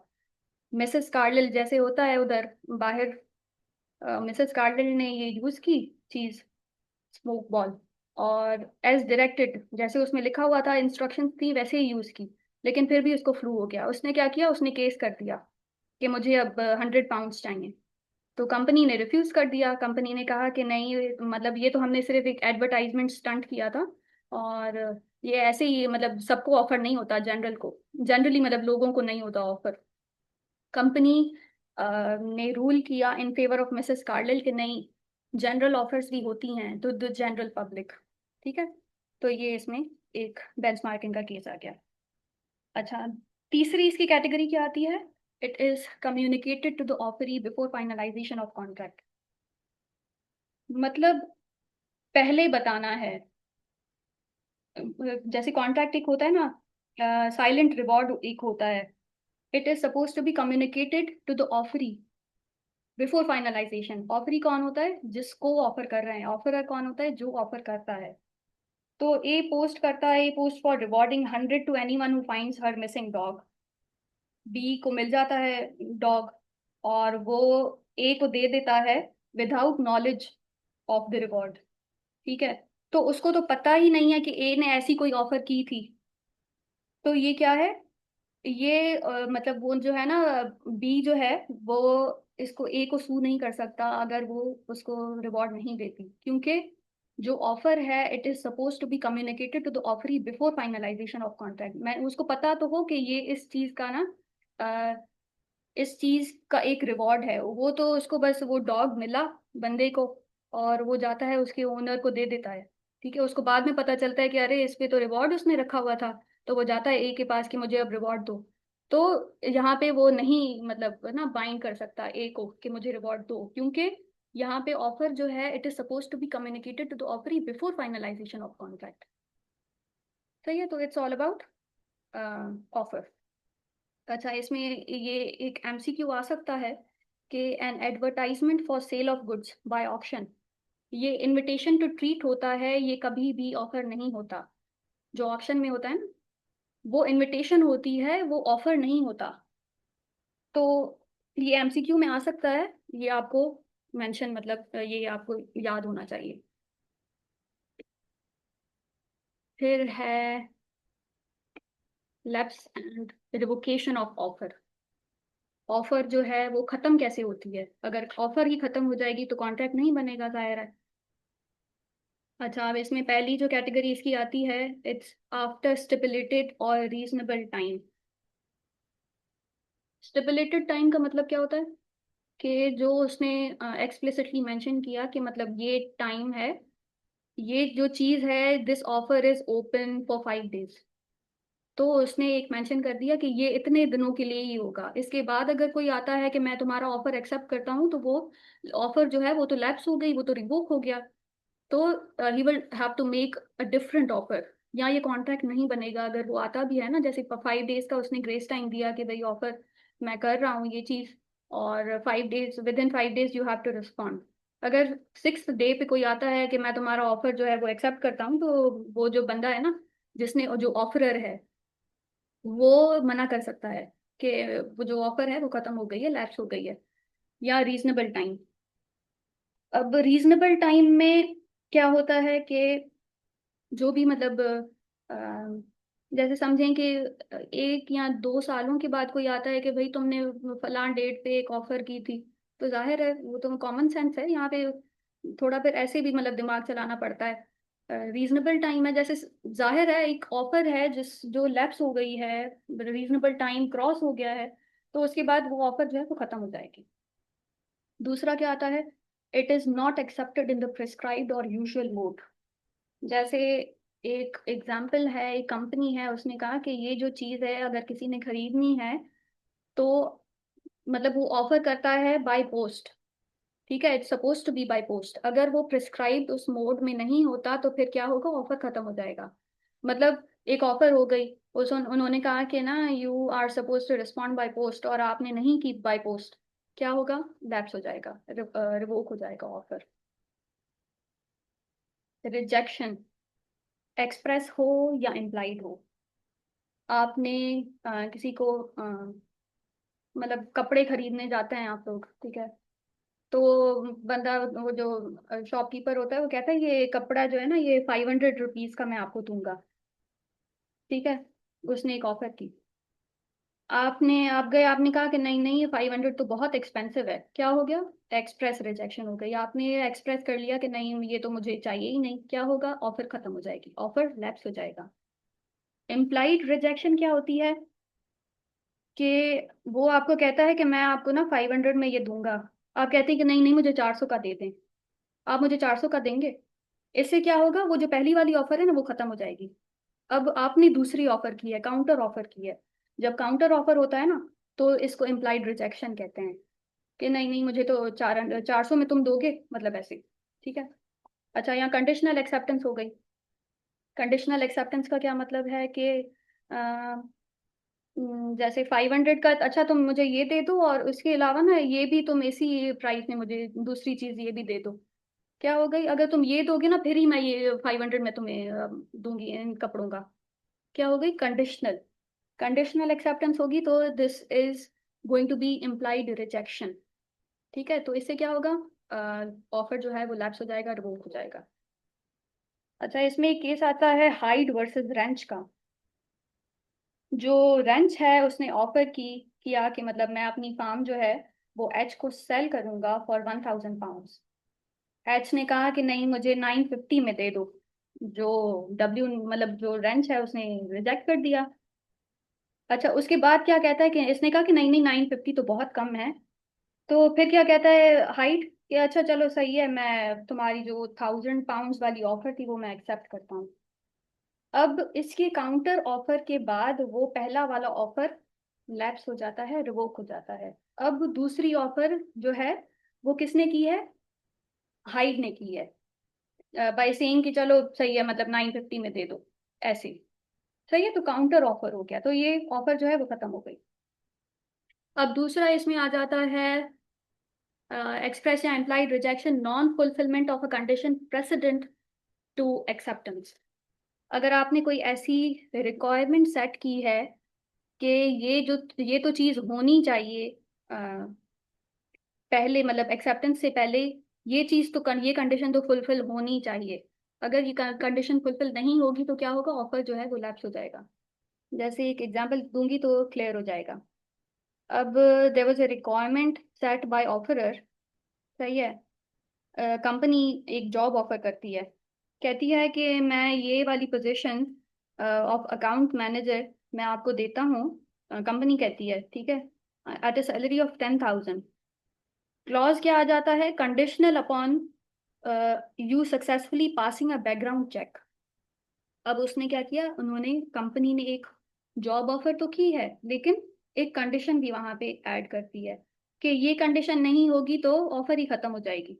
तो वहां पे उन्होंने चेक किया, और अगर उसके जो एम्प्लॉय, जो पोटेंशियल एम्प्लॉय था, मतलब जिसको ऑफर कर रहे थे, अगर उसमें कोई इश्यूज आते हैं ना, तो ये ऑफर ही खत्म हो जाएगी, ऑफर लैप्स हो जाएगा। क्योंकि इसमें एक कंडीशन उन्होंने एक सेट की थी कि नहीं, ये तो चीज होनी चाहिए for an offer to be valid, ठीक है। अच्छा, नेक्स्ट आ जाता है रिवोकेशन बाय ऑफरर। ऑफरर कौन होता है? जो ऑफर करता है। अगर उसने ही खत्म कर दिया कि नहीं, बस मैंने पहले ऑफर की थी ये चीज, लेकिन अब मैं ही बस मतलब आई चेंज्ड माय माइंड, और मैं ये अब सेल नहीं करूंगा चीज, ठीक है। तो ये क्या होगा? Revocation by offeror which is communicated to the offeree. अच्छा, इसमें एक चीज है, it revocation before it is accepted, ठीक है। अगर तो ऑफरी ने पहले ही एक्सेप्ट कर लिया तो कॉन्ट्रैक्ट बन जाएगा। तो ऑफरर जो है ना, उसको वो रिवोक अगर कर भी सकता है तो वो कर सकता है before the offer being accepted by the other party, and it is suppose to be communicated to the offeree. ऐसे नहीं कि खुद ही बस दिमाग में ही सोच लिया कि नहीं, बस मैं तो ये रिवोक कर रहा हूँ ऑफर ऑफर, और ये जो ऑफर है वो अब अभी इधर खत्म हो जाती है। ऐसे नहीं होगा, कम्युनिकेट भी करना है ऑफरी को, ठीक है। अब ए जो है, एक एग्जांपल है, ए जो है वो कॉल करता है बी को कि मैं अपनी कार जो है वो सेल कर रहा हूँ इतने पैसों में, तो तुम सोचो और मुझे फ्राइडे तक बता दो। अच्छा, अब फ्राइडे तक बता दो, अगर इससे पहले ए जो है अपना माइंड चेंज कर देता है, तो उसको क्या करना है? एक तो फ्राइडे से पहले रिवोक करना है इस ऑफर को, और दूसरा उस बंदे को बताना है कॉल करके कि मैंने ये ऑफर खत्म कर दिया है, मैंने अपना माइंड चेंज कर दिया है, मैं नहीं सेल कर रहा। ठीक है। अच्छा, नेक्स्ट आ जाता है डेथ और इंसैनिटी ऑफ ऑफरर या ऑफरी। अब ये तो जाहिर है, एक कॉमन सेंस की बात है कि अगर डेथ हो जाती है ऑफरर की या ऑफरी की, मतलब आइदर पार्टीज की, या वो पागल हो जाता है, कुछ भी हो जाता है, तो इससे क्या होगा? ऑफर खत्म हो जाएगी, लैप्स हो जाएगी। तो अब मंडे पे एक फॉर एग्जांपल है, फॉर एग्जांपल मंडे पे क्या होता है? An artist offers to paint your portrait for £500, लेकिन मंडे के बाद मतलब उसकी डेथ हो जाती है। ठीक है, वो बिफोर इट वाज एक्सेप्टेड, उसकी डेथ हो जाती है, तो क्या होगा? ऑफर जो है वो लैप्स हो जाएगा। फिर आ जाता है सब्सिक्वेंट इलीगैलिटी और destruction of the subject matter, कि मतलब जो आपने जिस चीज की एक ऑफर की थी वो इलीगल हो गई है, या सब्जेक्ट मैटर जो है वो चेंज हो गया है, तो वो ऑटोमेटिकली लैप्स हो जाएगा, क्योंकि मतलब जाहिर है वो पॉसिबल ही नहीं है ना चीज, वो इलीगल हो गई है या डिस्ट्रॉय हो गई है। जैसे एक एग्जांपल है, एक ऑफर है, company offer to sell high powered software program, एक ऑफर उन्होंने की। ठीक है, लेकिन क्या हुआ बाद में कि सैंक्शंस लग गए, ट्रेड सैंक्शंस लग गए, और ये जो एक्सपोर्ट है इनका हाई पावर्ड सॉफ्टवेयर प्रोग्राम्स का, ये इलीगल हो गया। तो क्या होगा? सब्सीक्वेंट इलीगैलिटी आ जाएगी और ऑफर जो है वो उधर ही खत्म हो जाएगा, लैप्स हो जाएगा। तो ये हैं वो कंडीशंस जहाँ पे जो ऑफर है वो लैप्स हो जाता है। ठीक है, रिवोक हो जाता है।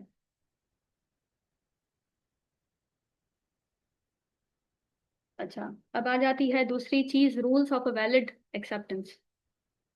जो एक्सेप्ट कर रहा है बंदा, मतलब offeree, it is only by the person to whom the offer is made. तो ऑफरी फिर कोई भी हो सकता है, जैसे एक बंदा हो सकता है, क्लास ऑफ पर्सन हो सकता है, या वर्ल्ड एट लार्ज। जैसे वो Carlill versus Carbolic Smoke Ball में क्या हुआ था कि it was an offer to the general public. तो ये किसी को भी हो सकता है, कोई भी एक्सेप्ट कर सकता है, ओनली जिसको मतलब ऑफरी, जो ऑफरी हैं, जैसे ऑफरर ने जिसको भी ऑफर किया है ना, वो ही एक्सेप्ट कर सकते हैं। और this is suppose to be unqualified, मतलब ऐसे नहीं होगा कि नहीं, मतलब मैंने अगर ऑफर किया है कि एक 1000 में मैं ये चीज़ दूंगी, और आप मतलब एक्सेप्ट नहीं करते, आप काउंटर ऑफर कर देते हैं कि नहीं इतने में नहीं, इतने में दे दो, तो ये वैलिड एक्सेप्टेंस नहीं होगी। ठीक है, उसके बाद क्या आ जाता है? Must be expressed in prescribed mode और यूजुअल मैनर। प्रिस्क्राइब्ड मोड, फिर वो एक्सप्रेस हो, इम्प्लाइड हो। ठीक है, ये हो जाता है। फिर है, अच्छा एक इसमें आ जाती है चीज कि you should never prescribe silence as the mode of acceptance.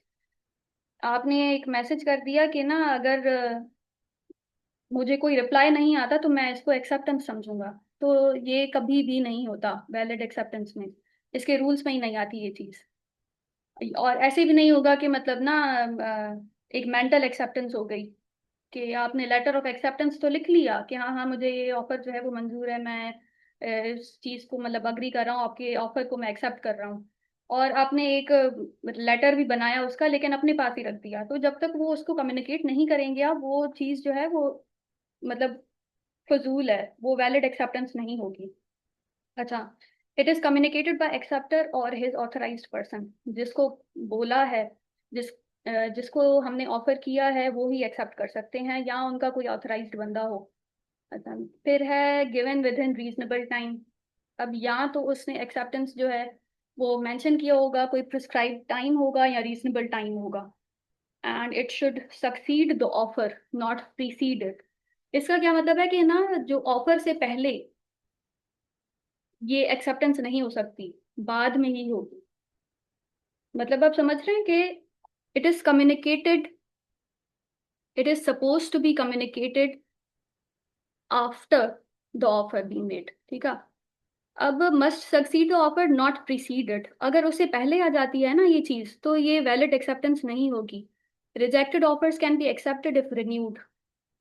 ठीक है, अगर पहले आपने रिजेक्ट कर दी एक चीज कि नहीं मुझे ये चीज जो है वो चाहिए ही नहीं, ये मतलब ये इतने में नहीं इतने में दे दें, तो वो वैलिड, वो ऑफर जो है उधर ही खत्म हो जाती है। तो वैलिड एक्सेप्टेंस क्या होगी कि rejected offers can not be accepted अगर रिन्यू नहीं होते, अगर रिन्यू हो गए तो फिर आप उनको एक्सेप्ट करके एक वैलिड कॉन्ट्रैक्ट बना सकते हैं। अच्छा, यही है अब rules of valid acceptance. Mostly जो चीजें आती हैं ना, अब ये एक एक जो चीज है ये इधर मेंशन की हुई है, कंसिडरेशन है। अब कंसिडरेशन क्या होता है, हम इसके बाद फिर जो भी आपके क्वेश्चंस वगैरह है ना हम उनको फिर एड्रेस करेंगे, क्योंकि टाइम बस होने वाला है। अच्छा, अब कंसिडरेशन क्या होती है कि एक लैपटॉप, और लैपटॉप की सेल हो रही है फॉर 1000। ठीक है, क्या होगा, लैपटॉप और पैसे कंसिडरेशन है। Consideration is the price for which the promise of the other is bought. ये आपको याद करनी पड़ेंगी जो भी इसमें डेफिनेशंस है ना। It is the price paid for a promise, जो भी उसकी प्राइस हो, फिर कोई सर्विस हो कोई पैसे हो कुछ भी हो, लेकिन it is suppose to be exchanged. इसकी तीन कैटेगरीज आती हैं, past consideration, present consideration and future consideration. Past consideration में क्या होता है, an act or service that was performed before any promise of payment or reward was made. This is not a valid consideration. It is too late to form a contract. ठीक है, timing of consideration क्या है, before the promise was made. जैसे वो एक ए voluntarily मोज बीज lawn without discussing payment. ठीक है, वो खुद ही आता है और उसका लॉन वो करना स्टार्ट हो जाता है।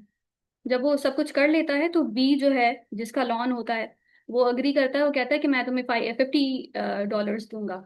अब इसमें क्या है, मूविंग इज पास्ट कंसिडरेशन। उसने बोला तो नहीं था, अगर बी बोलता तो फिर एक चीज हो जाती, लेकिन अब यहाँ पे अगर बी जो है वो $50 नहीं देता ना, तो ए उसको सू नहीं कर सकता, क्योंकि दिस इज पास्ट कंसिडरेशन। आपने कोई ऐसा काम किया है जो मतलब उसकी before the promise was made, before the promise of $50 was made. ठीक है, this is not a valid consideration. Next आ जाता है प्रेजेंट कंसिडरेशन। प्रेजेंट कंसिडरेशन क्या होता है, एग्जीक्यूटेड कंसिडरेशन, ये हो गया है। ठीक है, an act performed simultaneously with the promise in direct exchange for it, this is a valid consideration. Timing क्या होगी इसकी, जहां पे कॉन्ट्रैक्ट फॉर्म हुआ वहीं पे मतलब दे दिया। A sees a sign lost dog 2000 का एक रिवॉर्ड है, ए उसको डॉग को फाइन करता है और रिटर्न कर देता है, क्या हो गया, मतलब एक्सचेंज हो गया, रिवॉर्ड भी एक्सचेंज हो गया, डॉग भी मिल गया। क्या होगा, ये होगा प्रेजेंट कंसिडरेशन। फिर आता है इसकी तीसरी कैटेगरी आती है future consideration. This is executory consideration. Executed executory ये हम पहले पढ़ चुके हैं, तो यहाँ पे ये कंसिडरेशन की कैटेगरी में है। A promise to perform an act or pay for it in the future, ये फ्यूचर वाला है, फ्यूचर परफॉर्मेंस। और मोस्टली जो भी आपको एग्जांपल्स मिलेंगी कंपनीज में, मोस्टली यही होता है, फ्यूचर कंसिडरेशन होती है। This is a valid consideration. And इसकी जो टाइमिंग है, it's after the contract is formed, you sign a contract with a builder who promises to build a garage on your property next month.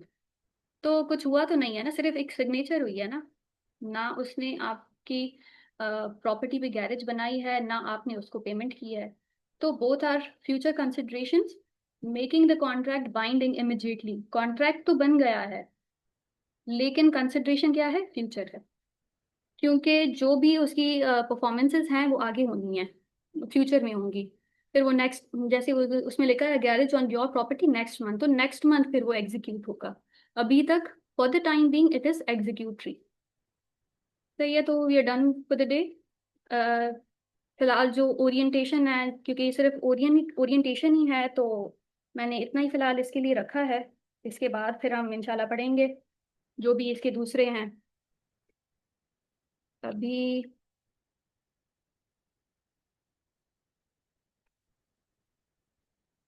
अगर कोई questions वगैरह हैं किसी को, तो वो आप पूछ लें भले। अच्छा, टाइमिंग्स का मैं आपको बता दूंगी, जो भी है ना कंफर्म। इंशाल्लाह नेक्स्ट वीक से हम लोग स्टार्ट करेंगे। चलें, वो हम फिर बाद में देख लेंगे, क्योंकि अभी मैं पाकिस्तान में नहीं हूँ, तो मुझे भी फिर उस हिसाब से सब कुछ करना पड़ रहा है। हम लोग 1 घंटा पीछे हैं, आई एम इन यूएई। तो ऐसे करना पड़ेगा, तो देख लेंगे हम लोग, फिर ऐसा कोई टाइम रखेंगे जिसपे सभी फ्री हो। ठीक है, किसी की कोई कमिटमेंट ना हो। या बुक्स एंड सोर्सेस, पहले तो बुक्स में से मतलब ये जो जो भी है ना आपके पास, ये स्लाइड्स हैं, ये इनफ हैं, मैं वाकई बता रही हूँ, ये मतलब मोर देन इनफ हैं। अगर आपको, अगर इनके साथ जो भी टाइटल हैं, हेडिंग्स हैं, इनके साथ आप एग्जांपल्स दे देते हैं, या कोई बेंचमार्क केसेस हैं, सेक्शंस है, वो आप दे देते हैं, तो this is going to be enough for you. लेकिन अगर नहीं भी, तो फिर मैं आपको वो जो भी है ना सोर्सेस, कुछ इंडियन लॉयर, इंडियन ऑथर्स हैं, मैं उनकी बुक्स आपको बता दूंगी, वो आपने पढ़नी है, जहाँ से मैंने भी पढ़ा था। कितना टाइम चाहिए प्रिपरेशन के लिए? अच्छा, प्रिपरेशन के लिए देखें, it all depends upon you, क्योंकि आपने ऐसे को भी देखना है, प्रेसी को भी देखना है, और जो भी आपके कंपलसरी हैं, जो भी आपके ऑप्शनल सब्जेक्ट्स हैं, उनको भी देखना है। तो it all depends upon you, लेकिन मेरा ख्याल है 1 महीना इनफ है। ये बहुत छोटा सा सब्जेक्ट है, इतना है ही नहीं इसमें।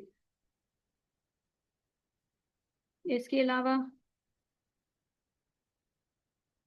मैं आपको बता दूंगी पहले तो। अच्छा, अगर आपने बुक से ही रेफर करना है, पहले तो मैं आपको ये कहूंगी कि आप इंटरनेट से करें, जो भी है ना आपकी, आप इंटरनेट को रेफर करें, गूगल पे। अच्छा, गूगल पे, क्योंकि ये है गूगल है, चैट जीपीटी है, उनको आप रेफर करें। बाकी बुक्स जो हैं, अगर मैं एसीसी वाली भी आपको बताती हूँ ना, तो कैपलन है, बीपीपी है फॉर F4, बिजनेस लॉ। अगर उसके अलावा पढ़ना है कुछ, तो वो इंडियन लॉयर जो है, एमसी, पता नहीं कैसे इसको प्रोनाउंस करते हैं, मैं आपको ना वो बता दूंगी उनका नाम, ये आता है, मैं इधर लिख लेती हूँ।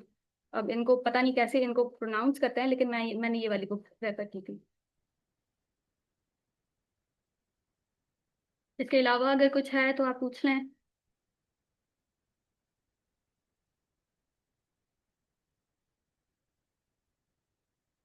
कोई भी अगर क्वेश्चन हो।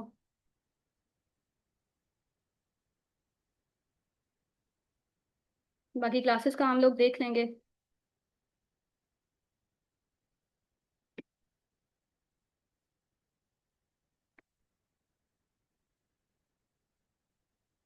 अच्छा हाँ, आपने बताया था मुझे कि आपका बैकग्राउंड नहीं है, तो इट्स फॉर एवरीवन, ये स्पेसिफिक किसी बैकग्राउंड के लिए नहीं है।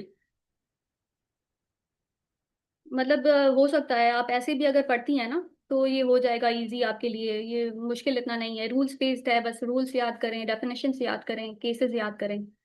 How important is it to refer to the case laws? Case laws देखिए, आप देंगे अगर, तो आपको ग्रेस मार्क्स मिलेंगी, एग्जामिनर को पता चलेगा कि हाँ बंदा पढ़ के आया है, तो जाहिर है फिर एग्जामिनर को तो इम्प्रेस करना है ना आपने। और कुछ ऐसे बेंचमार्क केसेस होते हैं, जैसे बेल्फर वर्सेस बेल्फर हो गया, और कार्लिल वर्सेस कार्बोलिक हो गया, इतने मतलब इतने ज्यादा नहीं है, लेकिन ये आपको याद करने पड़ेंगे। तो अगर आप करेंगे तो आपको मार्क्स एडिशनल मिलेंगी उसकी। अच्छा, हाँ ये मैंने भी सुना है, मैंने भी बहुत सुना था उस वक्त, लेकिन ये मिथ्स ही हैं बस। मतलब आपका अगर आंसर जो है, जो एग्जामिनर पूछ रहा है, अगर ये फुलफिल हो जाती है चीज, उसकी जो डिमांड है वो आप मतलब वो सारी आप उसमें स्टेट करते हैं आंसर में, तो इट्स ओके। ये ऐसे डराते हैं लोग, लेकिन जाहिर है आप लिखेंगे ना, तो फिर उसमें वो हो ही जाते हैं, 5 6 तो हो ही जाते हैं पेजेस।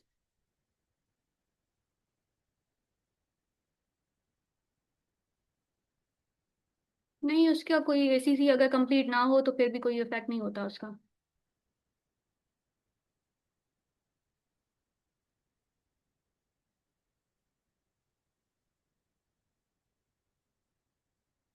मर्केंटाइल लॉ के पेपर में, अब ये तो देखें, ये तो ऐसे क्वेश्चंस मतलब ना, ऐसे नहीं करें, क्योंकि you have to answer the questions, वो फिर कोई भी हो क्वेश्चंस। ठीक है, एग्जामिनर जो भी पूछता है, ऐसे तो आपने 6 to 8 पेजेस लिख लिया, लेकिन you have not addressed what the examiner was asking, तो फिर तो आपको मार्क्स नहीं मिलेंगे ना। तो ऐसे नहीं करें। बाकी हाँ, अगर लेंथ की बात है, तो लेंथ की फिक्र मत करें, जैसे फ्लो चार्ट्स बनाएं। जैसे मैं अभी ये एक छोटी जो स्लाइड्स हैं ये छोटी छोटी सी हैं। अब पहले ना जब मैंने लेक्चर स्टार्ट किया था तो समबडी आस्क्ड कि ये इनफ है। तो ये इनफ है। अगर आप इसको इलेबरेट करेंगे, आप उसमें केस लॉज ऐड करेंगे, रेफरेंसिंग ऐड करेंगे, उसमें आप उसको थोड़ा सब्सटैंशिएट करेंगे, तो वो हो ही जाएगा इतने पेजेस में। और यही है डिटेल, यही है जो आती है पास्ट पेपर्स में। देखें, आई बिन थ्रू दिस प्रोसेस, मैंने अटेम्प्ट किया है। मतलब 84 मार्क्स मेरे आए हैं मर्केंटाइल लॉ में। तो वो किसी वजह से आए हैं ना। फ्लो चार्ट्स बनाएं, डायग्राम्स बनाएं, और उसके बाद आप मतलब आप ना उस जो भी है ना उनके उनको एक्सप्लेन करें, जो भी हेडिंग्स हैं उनकी।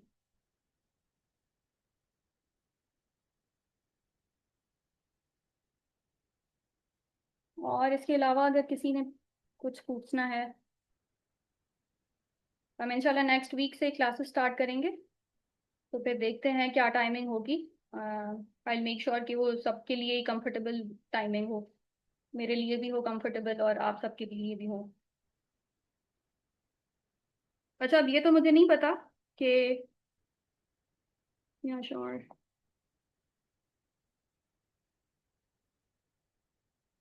अब ये तो मुझे नहीं पता कि आप लोग जो हैं, अच्छा आप मैसेज यहाँ तो लिख लें अपना। सजाद अली। अब 2026 में पता नहीं कौन कौन अपीयर हो रहा है, लेकिन अगर आप हो रहे हैं और आपको बिल्कुल फ्रॉम स्क्रैच कुछ भी नहीं आता, तो अब नवंबर आ गया है, दिसंबर और जनवरी 2 मंथ्स होंगे आपके पास। हो तो सकती है तैयारी ऐसे भी कि फ्रॉम स्क्रैच आप करें अगर, लेकिन इट्स क्वाइट डिफिकल्ट, क्योंकि ऐसे है प्रेसी है, उनको भी टाइम देना पड़ता है।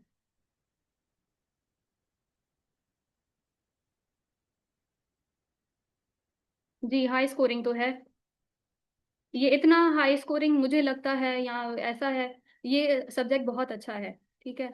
अब मैंने जब अटेम्प्ट किया था, मैं मर्केंटाइल लॉ में, जब मैं मतलब during the paper I was sure कि मैंने ये सब कुछ लिखा है इसमें। एमसीक्यूज का I was a bit unsure, लेकिन मुझे ये पता था कि मैंने बहुत अच्छे तरीके से, मतलब प्रेजेंटेशन भी एक है, फ्लो चार्ट्स बनाई हैं, डायग्राम्स बनाए हैं, कंपैरिजन किया है, सब कुछ ऐड किया है, बेंचमार्क केस लॉज उसमें मैंने ऐड किए हैं। तो आई वॉज क्वाइट श्योर, और पेपर से पहले ही मैं मतलब फारिग हो गई थी। मैं बस देख ही रही थी, मतलब कि अब क्या करूं। अच्छा, माशाल्लाह।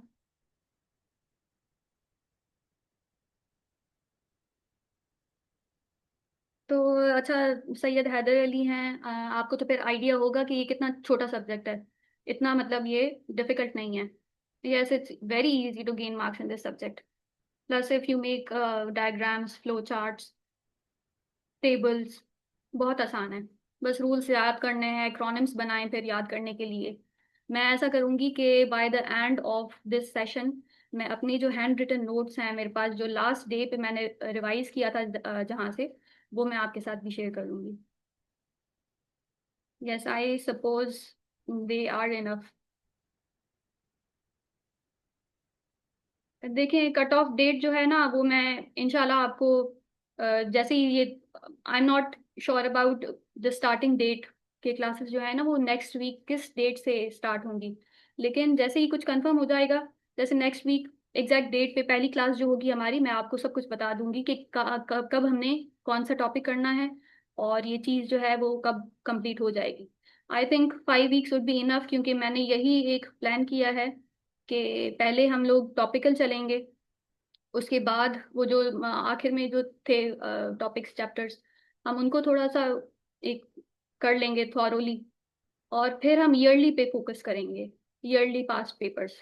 क्योंकि वो पूरे जो है ना, वो जो चीज़ मैटर करती है ना, वो आपकी नॉलेज मैटर नहीं करती, ये मैटर चीज़ करती है कि आप पेपर में कैसे मतलब अपीयर होते हैं, उसमें आप कैसे परफॉर्म करते हैं। तो हम ईयरली पढ़ेंगे फिर, मतलब ईयरली हम अटेम्प्ट करेंगे।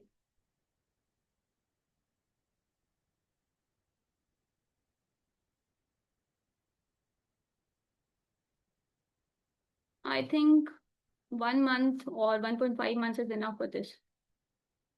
क्योंकि ये सिर्फ एक सब्जेक्ट नहीं है, मैं बार बार आपको यही कह रही हूँ कि पेपर मतलब सिर्फ ये नहीं है, आपने ऐसे को भी देखना है और प्रेसी को भी देखना है। या I am teaching business administration on the same pattern. मेरे वहाँ पे भी शॉर्ट नोट्स इतने मतलब हैं कि जो लास्ट डे पे जैसे एक रिवाइज करते हैं, तो मैंने सबको ना एक थोड़ा कंसाइज किया हुआ है, क्योंकि मुझे पता है कि ये 100 मार्क्स के दो हैं, और इसके अलावा जो ऐसे है, प्रेसी है, कंपलसरी सब्जेक्ट्स हैं, दूसरे ऑप्शनल्स हैं, उनको भी आपने टाइम देना है। तो you have to juggle between subjects. तो आपने you have to make sure कि सबको ही टाइम दें आप। ऐसे ना हो कि इसमें मतलब इतना ज़्यादा आ जाए और फिर वो अल्लाह ना करे फेल हो जाए। तो you have to make sure सबको टाइम दें। इसके अलावा अगर किसी ने कुछ पूछना है। अच्छा, इवैल्यूएशंस मैं कहूँगी आपको कि जो, अच्छा मैंने अभी ओरिएंटेशन क्लास बिजनेस एडमिनिस्ट्रेशन की नहीं हुई, वो कल होगी इंशाल्लाह। तो फिर आप उसमें ज्वाइन कर सकते हैं। बुक्स मैंने अभी बताई हैं ना, मैं लिख भी देती हूँ। एक है एमसी,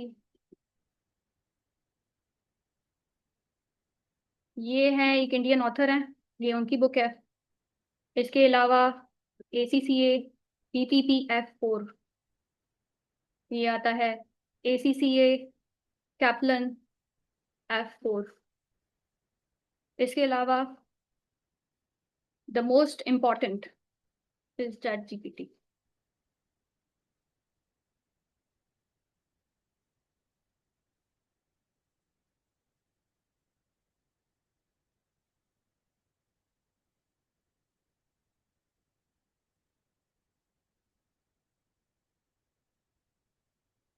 अच्छा, दिस डिपेंड्स अपॉन कि मतलब आपकी इंग्लिश कितनी अच्छी है। इंग्लिश सही होती है तो फिर भी टाइम मतलब इतना ज़्यादा नहीं लगता। मैंने जो ऐसे इसे अपने प्रिपेयर किए थे, मैंने फर्स्ट गो में मेरे सारे अप्रूव हो गए थे। और मैंने आपको बताया कि मेरा पहले अटेम्प्ट में मेरा हो भी गया था, लेकिन आई लॉस्ट इन एग्रीगेट, और उसके बाद अल्लाह हैड डिफरेंट प्लान्स। तो अभी आई एम इन UAE। जी हो सकता है, business administration non business students के लिए भी हो सकता है।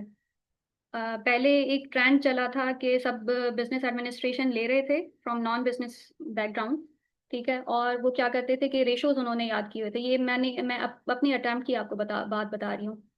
तो उसमें क्या हुआ था कि रेशोज के फॉर्मूलाज याद कर लिए थे सबने, और सिर्फ वही याद किया था, उसका आगे पीछे कुछ भी पता नहीं था। उस ईयर में क्या हुआ था कि थ्योरेटिकल उन्होंने पूछा, न्यूमेरिकल्स नहीं।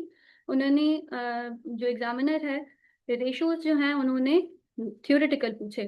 तो उसमें तो जाहिर है वो ब्लैंक थे। तो सबको सब चीज़ों को देखना पड़ता है, लेकिन ये नॉन बिजनेस स्टूडेंट्स के लिए मुश्किल नहीं है बिजनेस एडमिनिस्ट्रेशन। कल इंशाल्लाह होगी फिर ओरिएंटेशन, तो फिर उस पर फिर हम और डिस्कस कर लेंगे।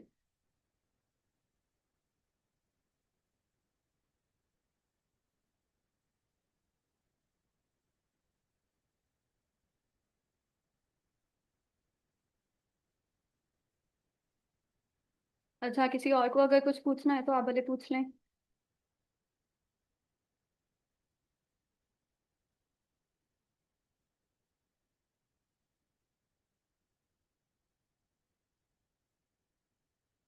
चलें, फिर इंशाल्लाह फिर कल ओरिएंटेशन होगी बिजनेस एडमिनिस्ट्रेशन की, और इनकी जो क्लासेस हैं वो फिर मैं आपको बताऊंगी कि कब से स्टार्ट हो रही हैं। ठीक है, तो we are done for the orientation. इंशाल्लाह फिर क्लासेस में मिलेंगे। ठीक है, टेक केयर, अल्लाह हाफिज।